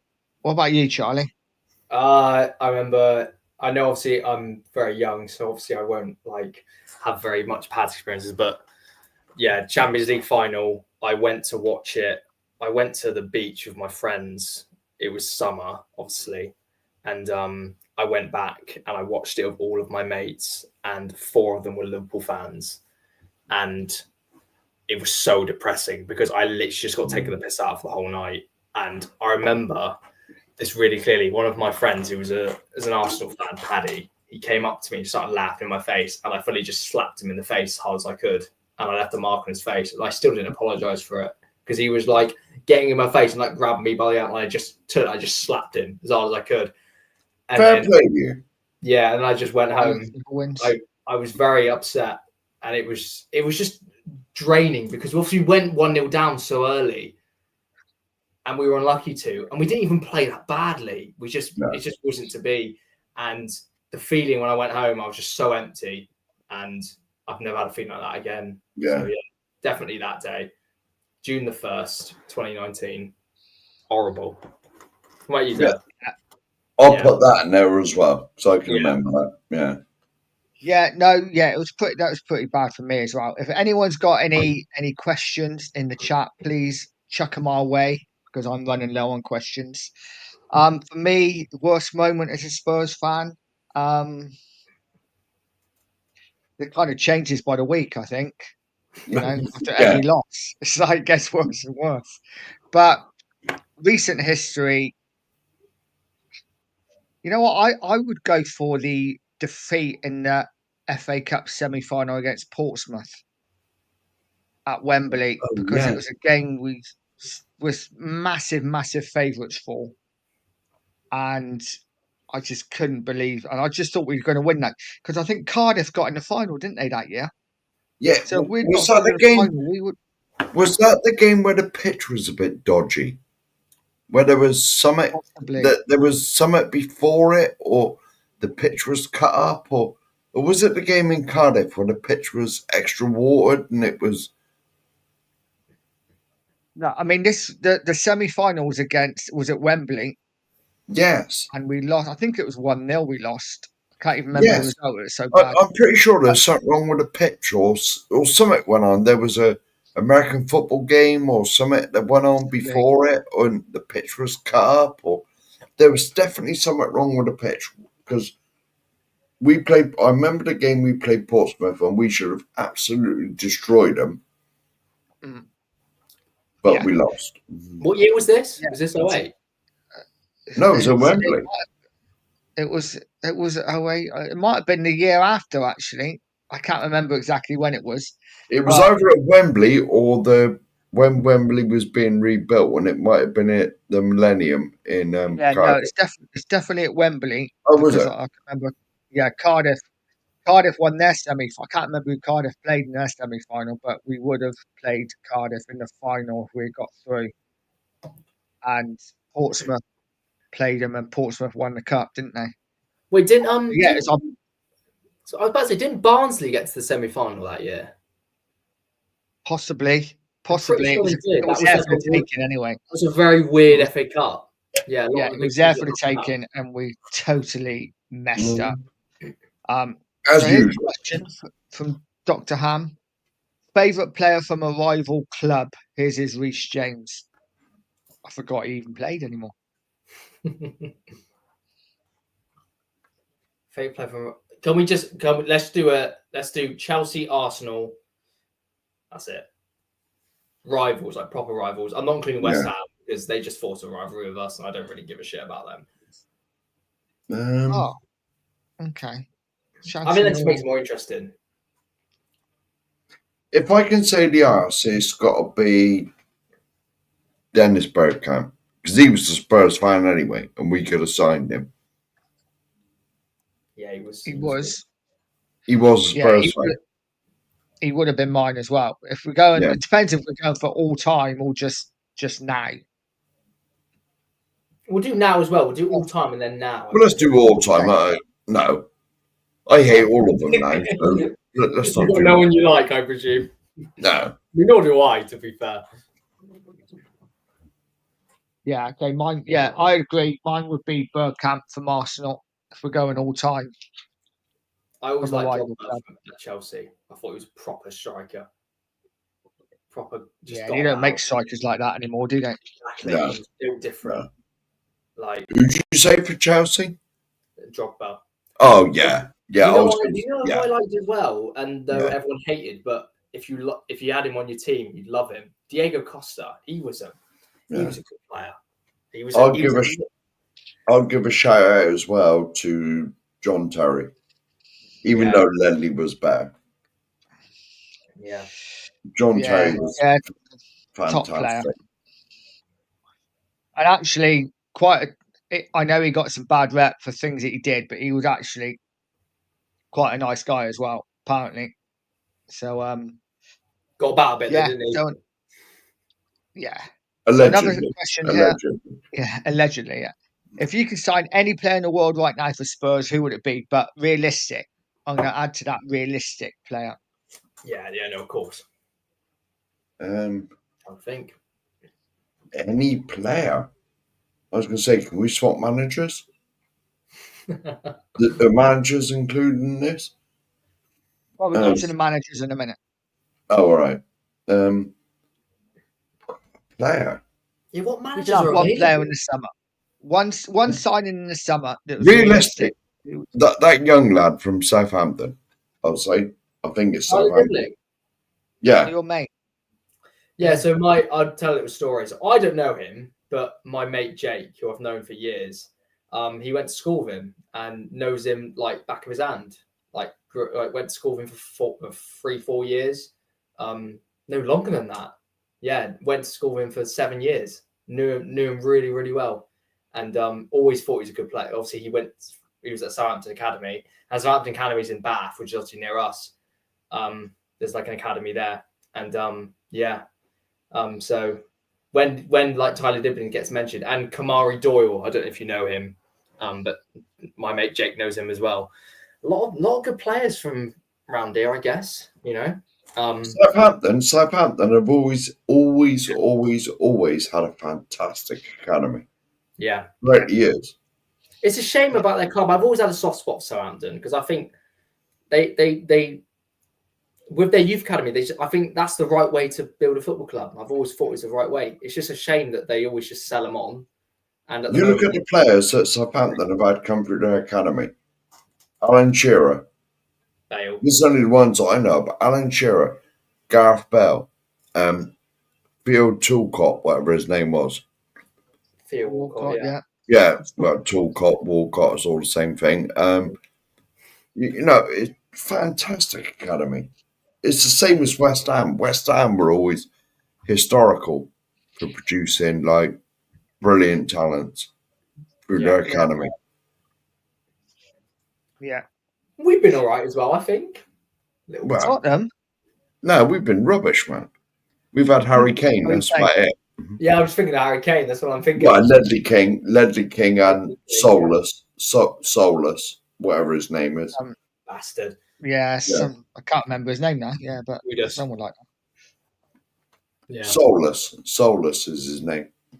Did you see? I wanted to mention it. That's a good shout for Mark Kimmich. Would be a lovely little signing. Did you see what he said about Spurs fans? It was not that long ago. It was about a month and a half ago. Oh, what, Soulless? Yeah. He came out and said like, "Oh, Spurs fans don't like me, but other players have done it. Maybe it's a colour thing." And I was like, "What is he talking about?" Yeah, I did see that, and it's like, no. Some people don't change. Some people don't change. Get a grip. And if he came out and said, if he came out and said, "Oh, I moved to win trophies. I'm sorry the way I did it," we'd still hate him, but we'd be like, okay, I guess he has some sort of reason. But the fact he was still trying to defend his corner and make it into a racist thing, it was just like, it was insane. I was like, what's that got to do with it? No one's ever mentioned that. It was ridiculous. Yeah. Anyway, fuck him. Doesn't matter. Yeah. So who's given a name on who they'd sign? Realistic. Someone said Kimmich in the chat. I think it's a really good shout. No, I said Southampton lad. Yeah, and Dibbling. Oh yeah, Dibbling, yeah. Because that's all we sign now is kids. So that's realistic. Is like Walton, audio artist, and says Walton. I like him. He's a good player. Mm. Hasn't played a lot this season, though, has he? For Palace, He has. I think he has. has So, he? I think he's one of those players which he had his breakthrough season last year, and everyone was raving about him, and now he's playing again. He's gone under the radar a bit, but Palace just do what Palace do. They always finish 12th. We're challenging for them now, so Rafinha as well. That would be beautiful. I just don't see it He's a happening. player, isn't he? We'd pay so much. We'd have to pay so much money for him. No. No. I just got to address this comment. No, we haven't, mate. point. I've just been sitting there getting pissed. Yeah, it's To be no honest. effort whatsoever. We've No, literally just no. We just turn up and chat shit on the screen, man. You know? That's it. Yeah. Eze's a good shout. Apparently, we're getting Eze this summer, so it's all Well, good. allegedly. We've been linked with him Yeah. for 10 years. Oh, bollocks! We always Yeah. get linked with him. Well, Never. hang on a minute. It'll be. Now, Brian was in the chat earlier. I'm going to steal lines from Brian. Right? It'll be the Tottenham bingo thing, and it'll be coming up to when the season tickets are going to be renewed, and then we'll get linked with someone massive, Eze, and all this stuff. And then as soon as the deadline goes by for renewing your season tickets, we tried. It'll be the buzzword bingo, what Brian says. And that'll be it. Yeah. That'll be it. It's always the same shite. I said this on Dan's show hour earlier. It's the same shite every year with Tottenham. Yeah. And it is. I just don't. I don't think I know anyone who would willingly come to Spurs at the moment, to be honest, apart from a young player like Dibbling, because I don't see us signing anyone who's not necessarily world class, but with Kimmich, for example. Nah. I'm not saying he's world class, but I don't see us signing anyone like that. I know I'd love it. I just don't see it. It's like when we tried to get Dybala the other year. It's like a couple of years ago now, isn't it? Man, Jesus.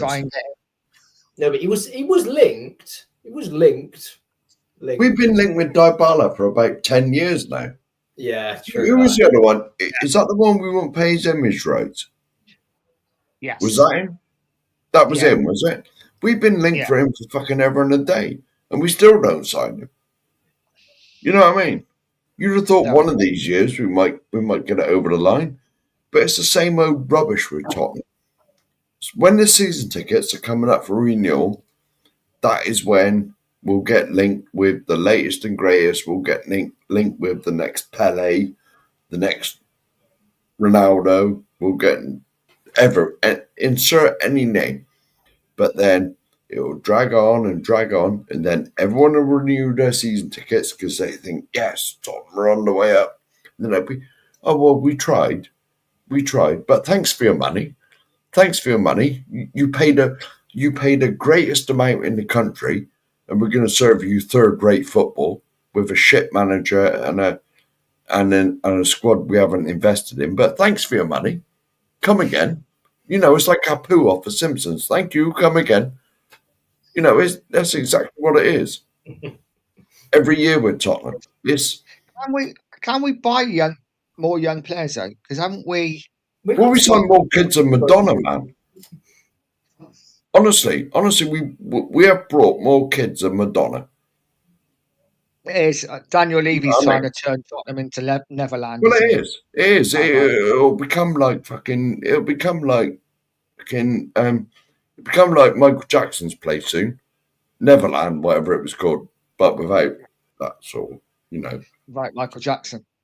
Yes, yes. Well, I shouldn't have said that. Let's brush over that. Ignore that bit. It's like we're not monetized or anything yet. So No, that's right. I'll say what the fuck I like then. say what you want, mate. So audio says we've already got it. Yeah, haven't we got this young Irish striker coming in? Oh yeah. That apparently is shit hot. Oh, Thing is, that reminds me, I would take I'd take Troy Parrott back. We're getting desperate now, mate, aren't we? No, but I feel like he can make an impact at this rate. He's done well with AZ, obviously in the Dutch league, and the Dutch league is very misleading because Vincent Janssen came in, top goal scorer from Dutch league, and was he was a football player. That's all I'm going to say about him. But he worked hard, so I can't give him too much discredit. But He tried hard, didn't he? He was a trier. I really wanted him to succeed. I really did. You know, me too. Me too. I think it's different now when you sign a striker though, because before we'd always talk about getting a striker and be like, oh well, he's going to have to be second fielder to Kane but we don't have that anymore. We don't have that problem because obviously Solanke's our first choice, but Solanke hasn't set the world alight. He's been okay, but he's not been, amazing. But then again, I think we're too used to Kane in that regard. We're too used to a 20, 30 goal a season forward, which has propelled us up the league. Obviously we don't have that anymore. We have Richarlison and Solanke who. But then again, I don't think our issue is scoring goals. We've never had. I checked, we're the second top highest scorers in the league, which is nuts, isn't it? Crazy. Absolutely nuts. We're 13th. We've got a plus 15 goal difference. Sat in 13th. It's like there was a question was asked earlier regarding has Ange improved any of the players? I would maybe, now I feel in a safe space, say that I think he has improved one player. And I know what you're going to say. That player is, and I don't think he's improved him because because he does a lot. I'm just going purely on numbers, and that is Brennan Johnson. Yeah. Because if you look at his numbers, he does exactly what Ange wants and gets in the back post every game. Hang on a fucking minute. Hang on a minute. Right. I'm in my safe space now, Mark. Mind. I know. I know you're a Brennan Johnson fan, so it's all right. I know. But I am going to defend Brennan Johnson, but he's not improved him because he's playing him out of position to start with. Brennan Johnson, I've commented on many streams. Brennan Johnson is not a winger. He is not a winger. He is an inside forward. Yeah. Similar to what Son is on the left. Son is not a winger either. He never has been, never will be a winger. But he's doing what Ange wants in Ange's system. As a winger, not as a winger getting on, taking the players on, but getting into the back post. Yes. Getting the tackles. Yes, I agree with you there, but he's being played out of position. At Nottingham Forest, when Brennan Johnson was there, he was like an auxiliary striker, like when Poch had Harry Kane and Son. Son was like the second striker, He was that one where Kane would feed him and he'd run onto it, Brennan Johnson's that sort of player. Ange is not improved anybody. I'm sorry, but he's not. He is not. Brennan Johnson is just doing what he naturally does, arriving at the box at the far post for a tap in. I think the only player that Ange has improved, I'm going to say him again, I'm not trying to suck his dick, but Jed Spence is the only player I think he's improved, personally.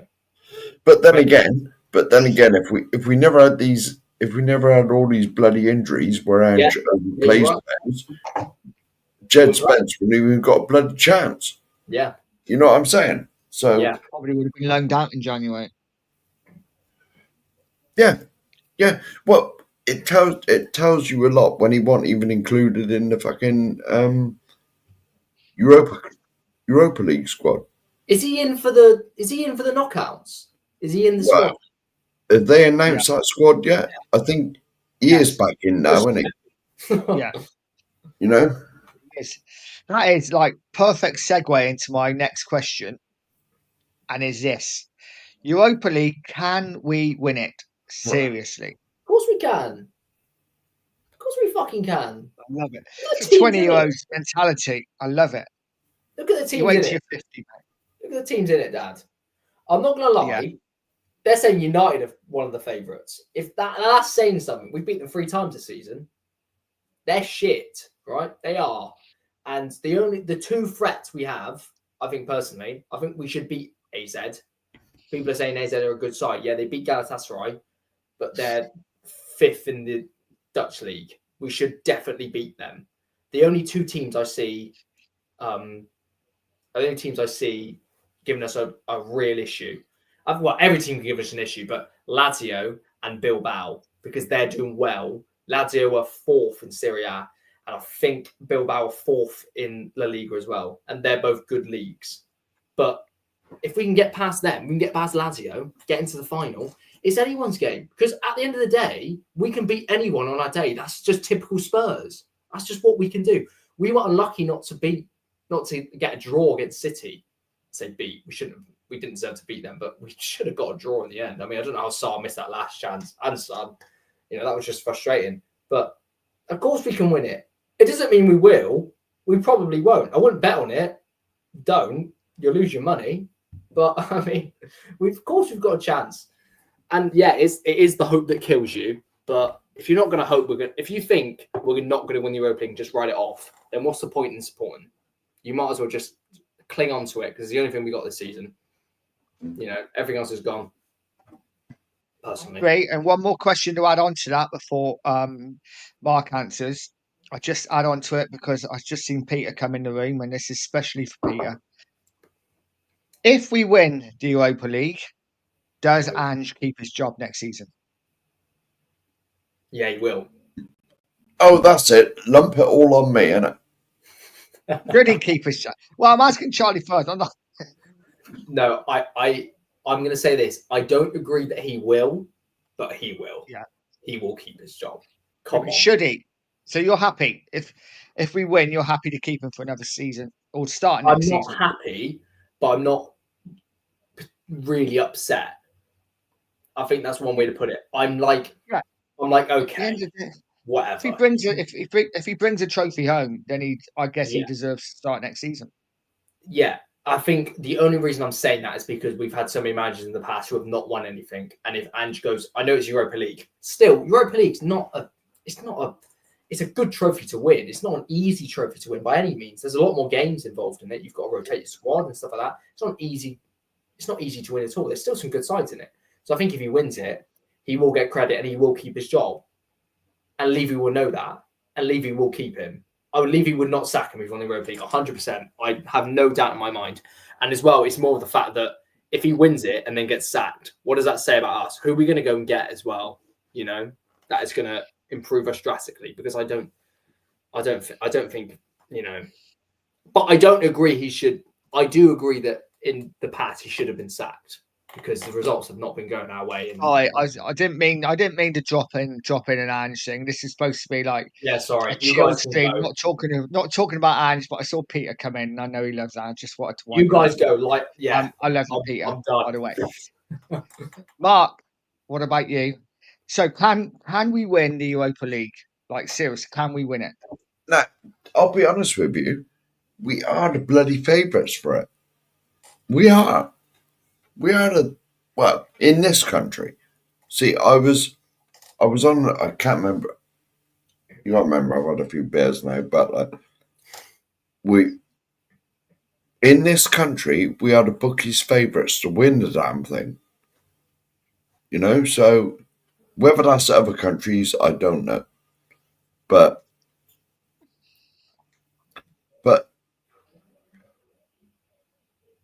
yes, we can win it. Yes, we can. But will we? It remains to be seen. It really does remain to be seen if we can actually win it.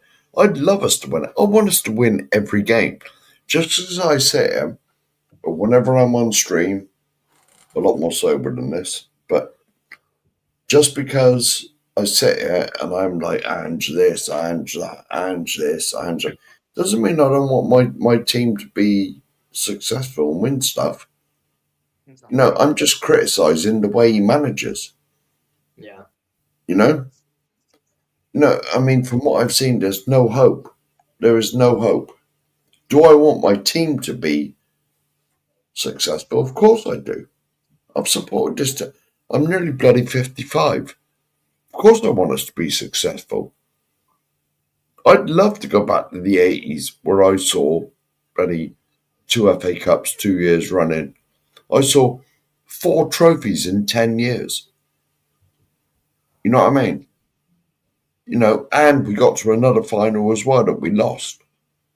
2 finals because we lost the Milk Cup Oh, finals. yeah, The yeah, Liverpool, the Milk Cup, wasn't it? The Milk Cup, I forgot about that. Yeah, that was another Spursy performance when we were 1-0 up with like 3 minutes to go. And we end up losing 3-1 after extra against time. Liverpool. That was a Milk Cup final, wasn't it? That was 83. So 83. I think the Milk I think Cup. it's 81.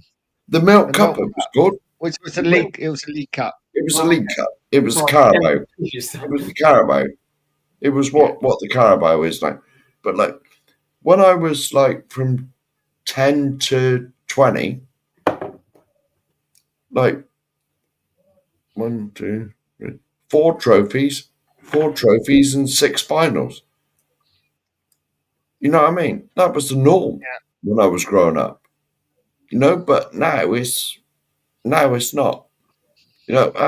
Jose, or is it? Yeah, it's Jose. I said it right. Yeah. I normally call him Jose, which is wrong. Yeah, exactly, Ben. Exactly. Yeah, I feel sorry for you, Ben. You've probably only seen 1 trophy or 2 at the most. Between Seen any. between 10 and 20, I saw 4 trophies. In my life. It was almost the norm that Tottenham were. It was almost the norm that Tottenham were at Wembley. So I mean, between 81 and 91, we Yeah. saw. So we saw 4 81. cup wins. We saw 2 cup final defeats. We saw numerous semi-finals. I Yeah. remember it's been League Yeah. Cup semi-final against It was Arsenal. the norm, wasn't it? Stoke It was losing the that. norm. It was the norm, Tottenham being at Wembley. Yeah. It was. It really was. It really was. And this is why now almost I've given up as a Tottenham fan. I have never ever felt so disillusioned supporting my team. Because it is my team. No matter how negative I am, you can all call me negative in the comments. No matter how negative I am, it's still my team. And I still want to see us win stuff. I don't like Ange. I hope he gets sacked. I don't like Levy. I want him out. Yeah. I've just seen that, Nige.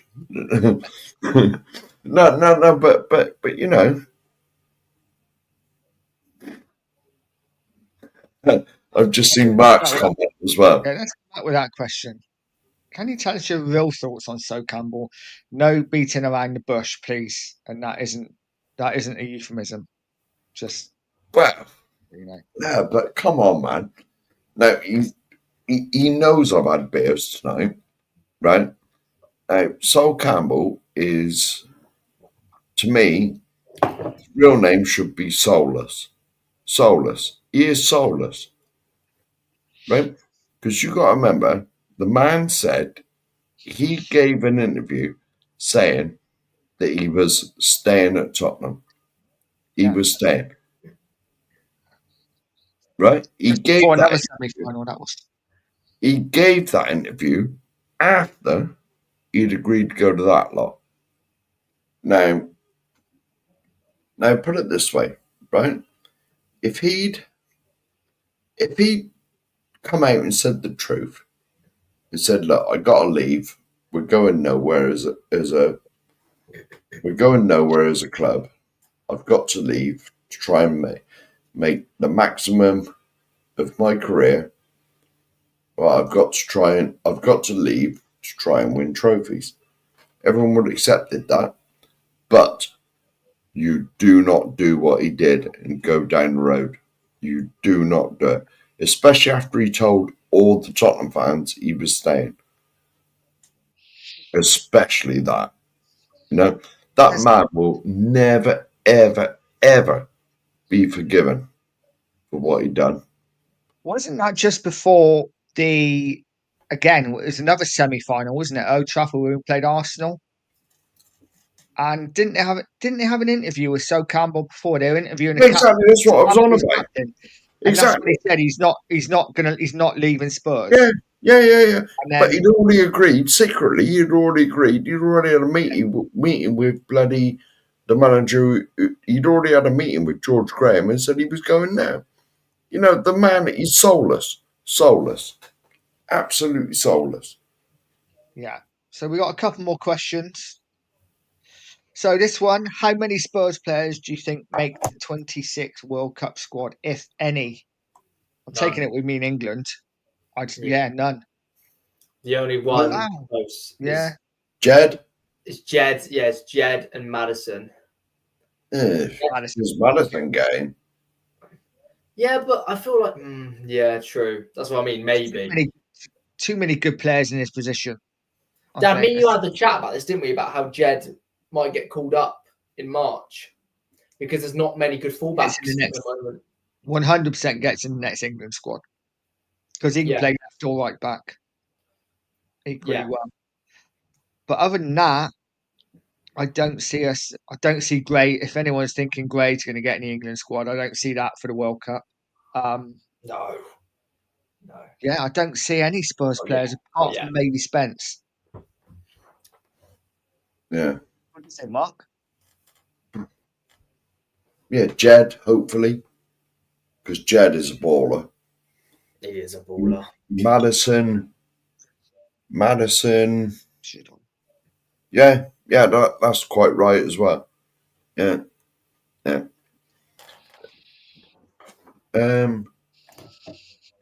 Yeah, that'd be about it because Madison's. Yeah, there we go. That's the only sensible thing you've said all night, buddy. He is. He is an absolute legend. He's not the best I've seen play for Tottenham, but obviously for me, he is my idol. My idol. Do I go and get my Gary Mabbott now? well, yeah. Hang on. Be 1 second. Okay. Oh, off he goes. Off he goes. Don't forget, guys. Please like, please subscribe. Oh, for God's sake! Oh, your picture. My picture. Somerset Spurs look at Taunton, signed by the man himself. So, Mark, have you met Lee, the Dorset Spur? No. He's too far from me. Oh, is he? I want to try and get him on like a show. I think he'd be quite good. Quite like his things. Yeah. I think Lee the Dorset Spur lives in. You're probably closer to me, Nige. I think Lee lives in Paul or Bournemouth. Oh, does he? Yeah, it's a fair. Hang on, what's Ben said here? Why did Mark ignore the Lord? Our God, the Lord Paul Stewart. Now, hang on a minute, Ben. I gave you my autobiography that I bought off him. It's still in your shop. It's still in your shop. No, yeah, I know what he's on about. The first time I met Gary Mabbott, right, I travelled to Willesden Workmen's Club to meet Gary Mabbott, right? Now, I did not know that there was other legends going to be there. And I got let in because I had the VIP ticket. Go on in. I saw Gary, and I thought, right, I must go and meet Gary, my hero. Obviously after I was 20, he was my hero. And I walked in. I completely ignored Paul Stewart. I walked straight past him and went up and spoke to Gary. I said, Gary, you're my hero. And he said, oh, hello. And I said, Gary, I was diagnosed type 1 diabetic, 1991. I said, ever since that day, you've been my hero. And he said, oh, nice to meet you. But I'd ignored Paul Stewart and walked straight past him. And the other one that was there was Eric Viking. Eric Torsbeck was there, but I didn't even see him at the time. But I ignored Paul Stewart and walked straight past him. So I apologise, Ben. I know he's the. Charlie, do you even know who these players are? No. Sorry.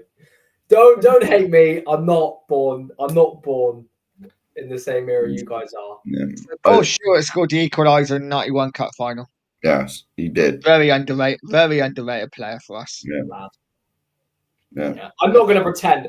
Thing is, I hate when like fans ages me. I mean, I haven't seen this for a while, but when they like act like they know players from the old, like I was about to say the olden days, but that was a bit Like us. Yeah. back in the day, like 30 odd years ago.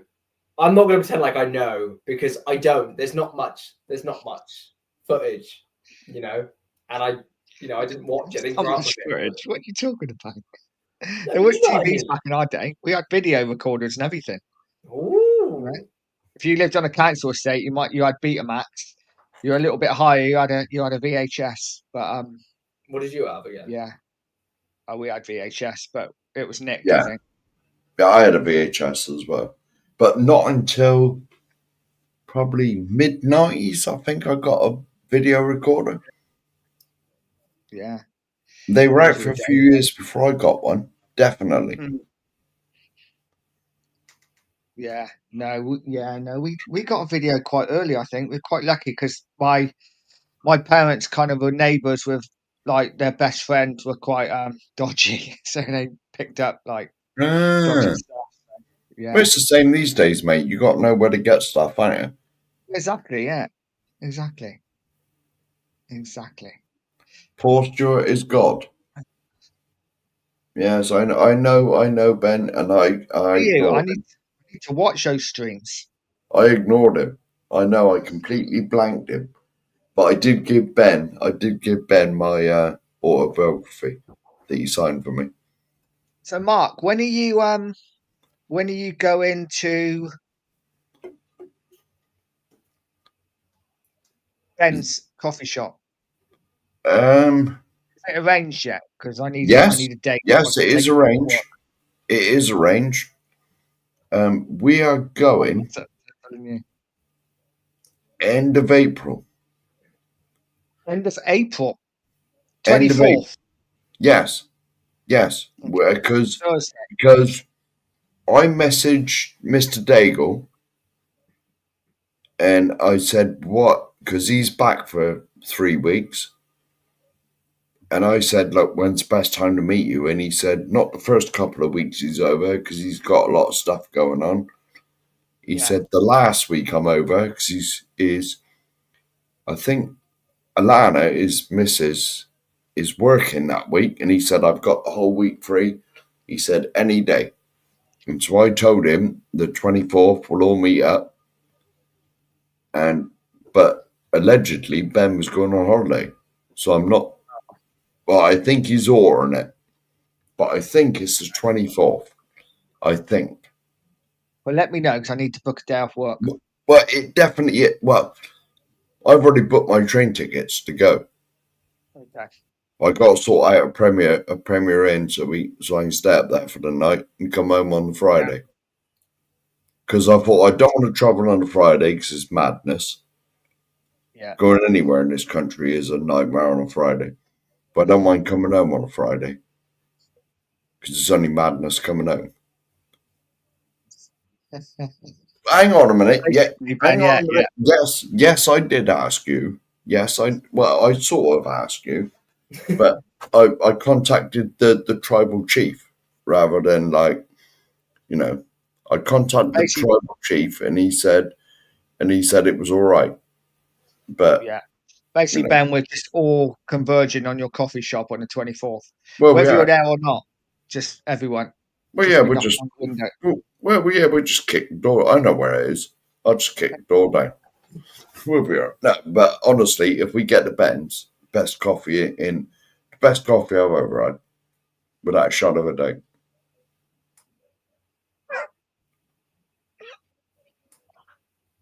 I'm looking forward to having a coffee. I do like a coffee. I'm No, not going to no, no. mention what coffee shop I go to every day. Honestly, I don't drink a lot of coffee, but Ben's is stunning. Stunning. I do like a We coffee.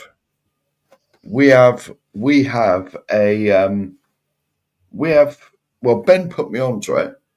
There's a local thing right this way, actually, Nige, called Finca. Okay.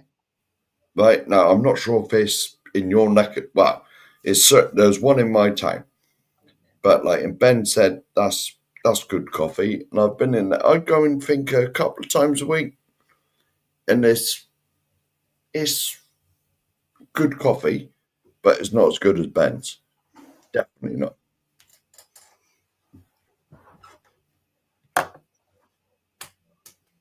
Okay. I'll have to try that. Yeah, if you can find a thinker where you are, I'll have a look. I haven't heard of this goalkeeper rule. I ain't got a fucking clue. Judges have 8 seconds to release the ball or penalise it. Well, that's actually That's a good. it's actually a really good idea, isn't it?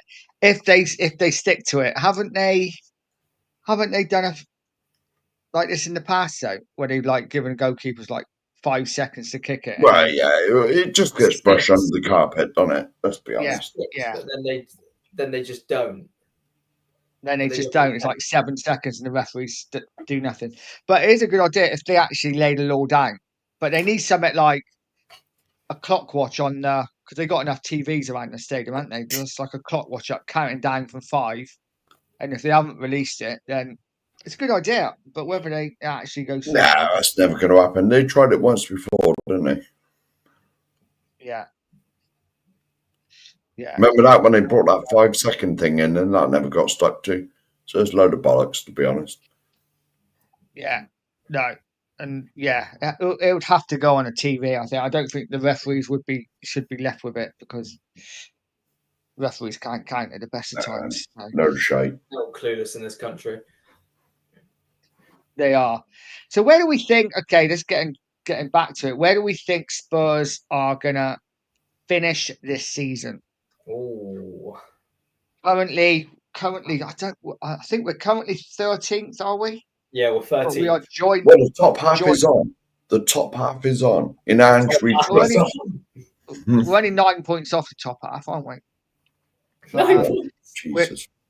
we have 33 points, don't we? And Man United are 33, and is it West Ham are West 33? Ham are So we're 33. all joined. So we could next game we could be down to 15th again Yeah. if we don't. Who's our next game again? I'm trying to remember. Bournemouth's our next game at home. Bournemouth at home. Oh We've god. got Bournemouth at home, then Fulham away and Chelsea away. Ooh. Chelsea away is a guaranteed loss. Yeah. Fulham's a guaranteed loss. The way we're terrible at Fulham just lately over the last couple of years. Are we?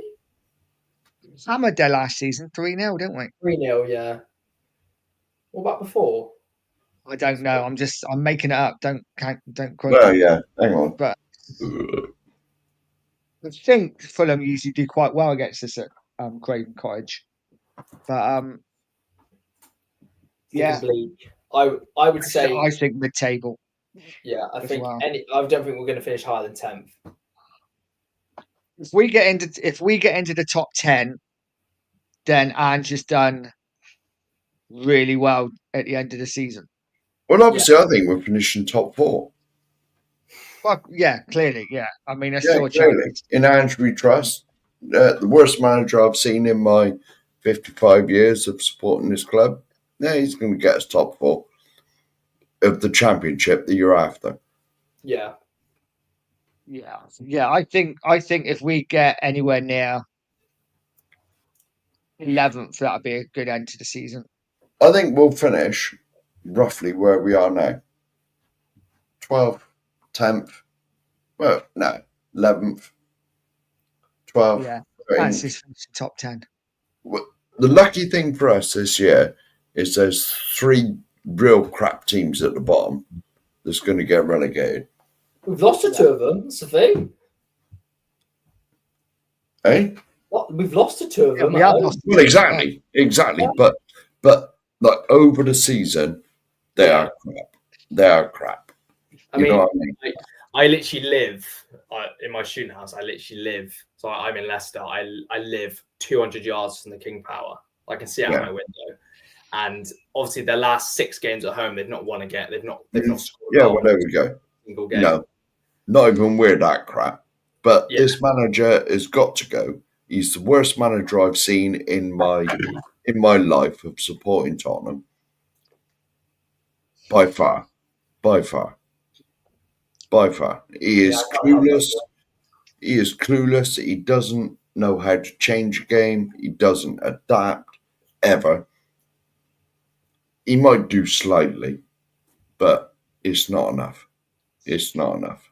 No. Right? The injuries that we've had are all on him because he refuses to rotate the squad. Like, the only reason fucking Jed Spencer's playing now is because he had no choice but to play him. You know what I mean? I saw a stat that Kulu has played as many minutes as he had in the season before the season just gone already in mid-Feb. Yeah, but there we go. There we go. Because he refuses to change. You know, he's got his first 11. Well, you already said, right? Jed Spence come in because he had no choice but to fucking play him, right? And he said, as soon as Destiny's back and Paro and that, he's on the bench. You know what I mean? He's absolutely. The sooner that the man gets sacked, the better. As far as I'm concerned, he's absolutely useless. We're at a really. It's one of those situations for me where we are literally playing for nothing this season almost. I know we have obviously the Europa League to go, but it's almost like I'm just like I said We ain't before. winning that, are we? No, I'm going to get behind the team 100%. Yeah. I will get behind the team. I'm fully behind the team. I struggle to get behind this manager. No, That's nothing shit. personal to him. That's nothing personal to Australians. My mum's lived in Australia for 16, 17 years. You know, my family, I got cousins over there who have lived there, who were born over there, who are Australian, and I love them because they're family. So it's got nothing to do with that. It's just that tactically, I think he's inept. And, Yeah, you know, I can't wait till we bring someone in who can manage the team properly. That doesn't mean I'm not going to support my team and get behind the team and hope that we win a trophy this season. And if we win a trophy, then Ange gets to stay next season to see what he can do. But Mark, you're like, what? What the fuck? hey, It's not like that. I didn't say a word. No. But in all fairness, right? I will be the first if we win the Europa League. I will be the first one to come on here and say, but I was wrong. But it still will not change my opinion that he's tactically inept. Right? He ain't got a clue what's going on. He makes no changes whatsoever. He only does things when he's forced to do it, i.e. Jed Spence. Like, because he wouldn't have got a game. And he said in his press conference, as soon as Destiny and Paro are back, he's not, it's nonsense, man. It's not, well, to be honest, with Tottenham at the moment, it's a combination of a useless manager and an inept owner. The owner is. He's a massive part of it as well, isn't he? You know, The owner definitely is. The owner definitely is. You know, it's a difficult one, and Peter's come out of why is he tactically inept? It's like I say, this isn't a personal thing on Ange Postecoglou. No, It seems like no. I've got nothing against Australian people. No, I'd love to visit there one day. It's you won't be allowed in, Mark. It's well, it's just I just think the way we are set up defensively at times is it's not good. shocking. But yeah, I mean, I didn't really want to get into an Ange thing tonight because it is supposed to be a chilled show. But listen, he's the manager as it is. So at the moment, we get behind him, we get behind the team, and we see what happens. And let's hope that we win a trophy this season because bloody hell, it's been far too long. It's been far too long since we won anything. Yeah. Let's see if I got any more questions. Has anyone got any questions? Charlie, have you got anything you want to ask? No, I don't know. I just went for a wee. Sorry, I just I know you did, mate. it needs to break. I've already broken the seal, so Once probably you've going done again. that, mate, that's it. That's it. That's done. Yeah, that's what I mean. I have been. I hope you realise this stream, 2 hours 15? I haven't been once. Fair play. Have you not? No, I don't think so. You can tell Pop that we're on. Because I had the wise thing of pissing between streams. See, I I did went for that as well. yeah, I did that as well. Oh, did you?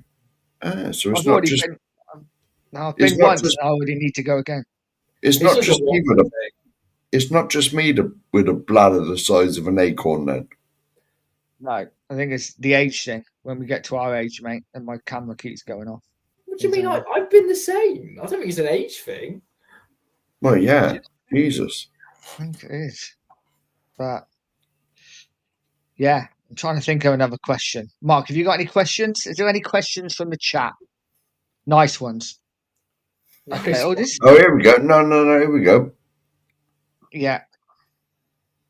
Who is the most average footballer in the history of Tottenham Hotspur? Footballer in the history of Tottenham Hotspur. Not good, not bad, average. Oh, that is a good question, Ben. Average.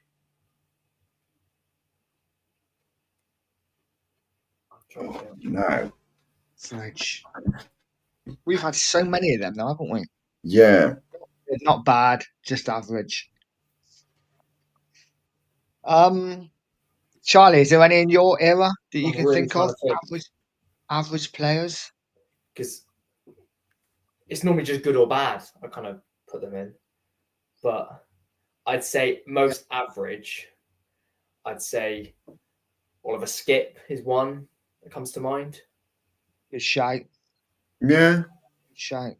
Yeah. There's a good shout from audio. Vinny Samways, he was pretty average. Yeah. Yeah, and Mark's put one in as well. Barry Yeah. James, yeah, possibly. Yeah. Now, I'm going to be a bit controversial here. If I say average, no, he's not. No. He's not the best defender I've ever seen at Tottenham by a long lot. But my hero, Mabs. Gary Mabber. Mabs. He's not. Is he up there with Ledley King, Jan Vertonghen, Toby Adderveld? No, he's not. But, like, for what he is as a person and what he's done for people like me that doesn't even need to be said. But see, Mab, yeah, Hoiberg, yeah. But Mabs, he wasn't fantastic, was he? But he's a legend because he held the FA Cup up, and he's my hero, as everybody knows. Yeah. But was he the best defender I've ever seen? No, he wasn't. No, he wasn't. So I'd say Mabs. Got a couple here. Kevin Vimmer. Vimmer's a good shout. Yeah. Yeah. Soldado. He was shit. Wait, well, no, hang on. He was good. He came in with a big reputation. Yeah, here we go. See, I agree with this. Big up, brother. See, Matt, yeah, he was steady Eddie. Yeah, he was. But he was a leader as well. Well, that's what I mean as average. He wasn't shit and he wasn't brilliant.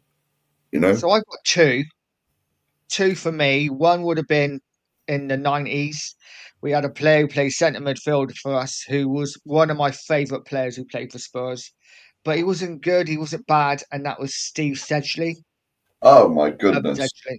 Yeah. Really great. I just loved him. He was brilliant, but in a really average kind of way. And the other one would be, and I think this has been maybe being a bit harsh on him because he's probably a little bit better than average, and that was Michael Dawson. Mm-hmm. Yeah. Can I just say about Michael Dawson? He only looked good when Ledley King was next to him. But he was the kind of defender that Yeah. would leave everything on the pitch. He wasn't great. Yeah. He wasn't an amazing player, but No, he but died for the wait, club. And I love because that. Ledley only had one knee, obviously, as the song goes, right? Yeah. But when Ledley wasn't playing, Michael Dawson looked exposed. You know, Yeah. he This was. is right as well.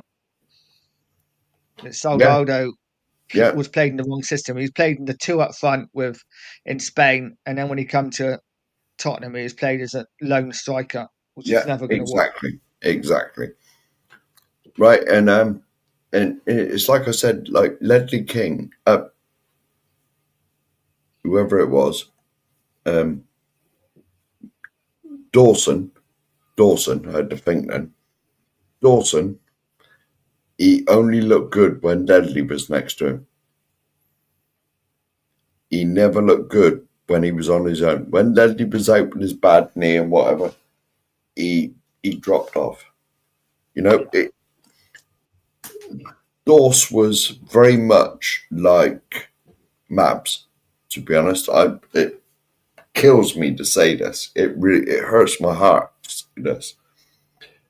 But Mabs looked brilliant that year. He had Richard Goff next to him. You know what I mean? You know, Dawes looked good when he had Ledley next to him. If he had Ledley's replacement, I can't remember who the fuck that was, but Dawes didn't look so good. You know, if he was the leader and he had the youngster next to him, you know what I mean? Yeah, no, I agree. Mido is another good shout. Mm-hmm. Bit of a cult hero, Mido was for me. Love that guy. He's the Egyptian, wasn't he? Yeah, Yes, and he certainly was. Leonardson, another good player. But yeah, Ben's right. Soldado played in the 4-4-2 his entire career. And Yeah, we he signed did. him and he's asked up front on his own. He did. I didn't even know that. So yeah, that would be Oh, understandable as well. yeah. Ledley's replacement was for Tongan, was he? Didn't realise that. Yeah. Well, he was all right. He was For Tongan, but when he come in for Tongan for the first maybe year or so, he wasn't the Vertonghen that we knew, was it? Took him a while to settle. The Superman, yeah. Yeah. Yeah.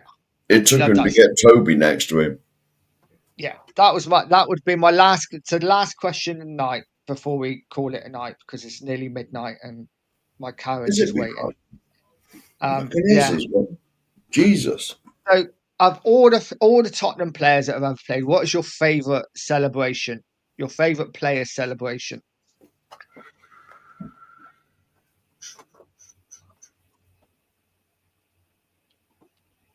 Oh, your boy's doing his.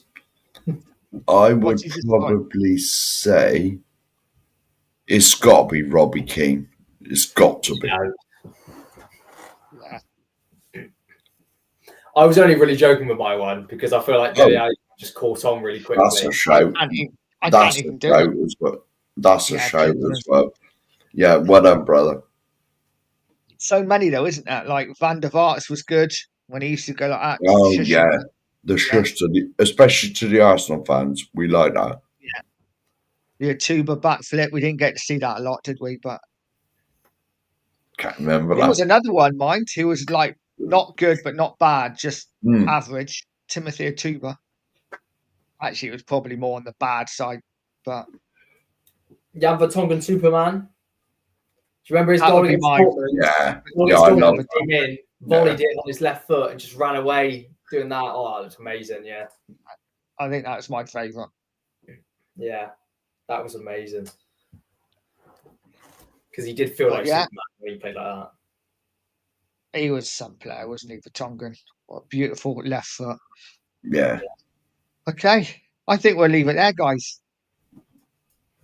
Thank you. We've done it, we? Thank you, Sheriff, for joining me. Again, that's twice in one night. But you know, people start talking about us, mate. It is what it. Well, you know, we had beers were flowing. They were.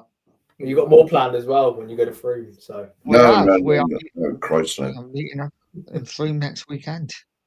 Oh yeah, yes, we are actually meeting up. that's what I'm about. Yeah, Few beers. yeah. Well, we'll have Just two, and then, ladies. yeah. We'll have to sort somewhere out. We'll have some food because it's early. It's too early when I'm getting there, isn't it? Yeah. We'll We'll sort sort some out grub a bit of out. baccy. We'll sort some grub out, and then we'll get on it. Yeah, indeed. And thank you, Charlie, my boy. As always, good to see you, mate. So it's good to see you too, and it was good to meet you as well, Mark. No worries, bud. If ever you're in my area, mate, we'll go out for a beer. Yeah. I didn't realize you live so close. It helps, I guess. Yeah, Jesus, man. That's why I'm meeting your dad, man. Yeah. He lives up the road. Yeah, have fun. Take care of him. Just remember, he needs to be in bed by like 10. This is quite late for him. It is late for me. It's late. Well, it'll take me 3 days to recover from this. Yeah. This is literally a West Country show, isn't it, tonight? It is. Yeah. It is. Now we're going to end it with drink up the cider. No, we're not. But no, thank you to everyone in the chat who has joined. It's been a really fun show. Talking about Tottenham history, not too much about Levy and Ange now. So yeah, special thank you to everyone who joined in. Much love to all of you. We will leave it there. And as always, stay positive, stay poised, and stay Spurs.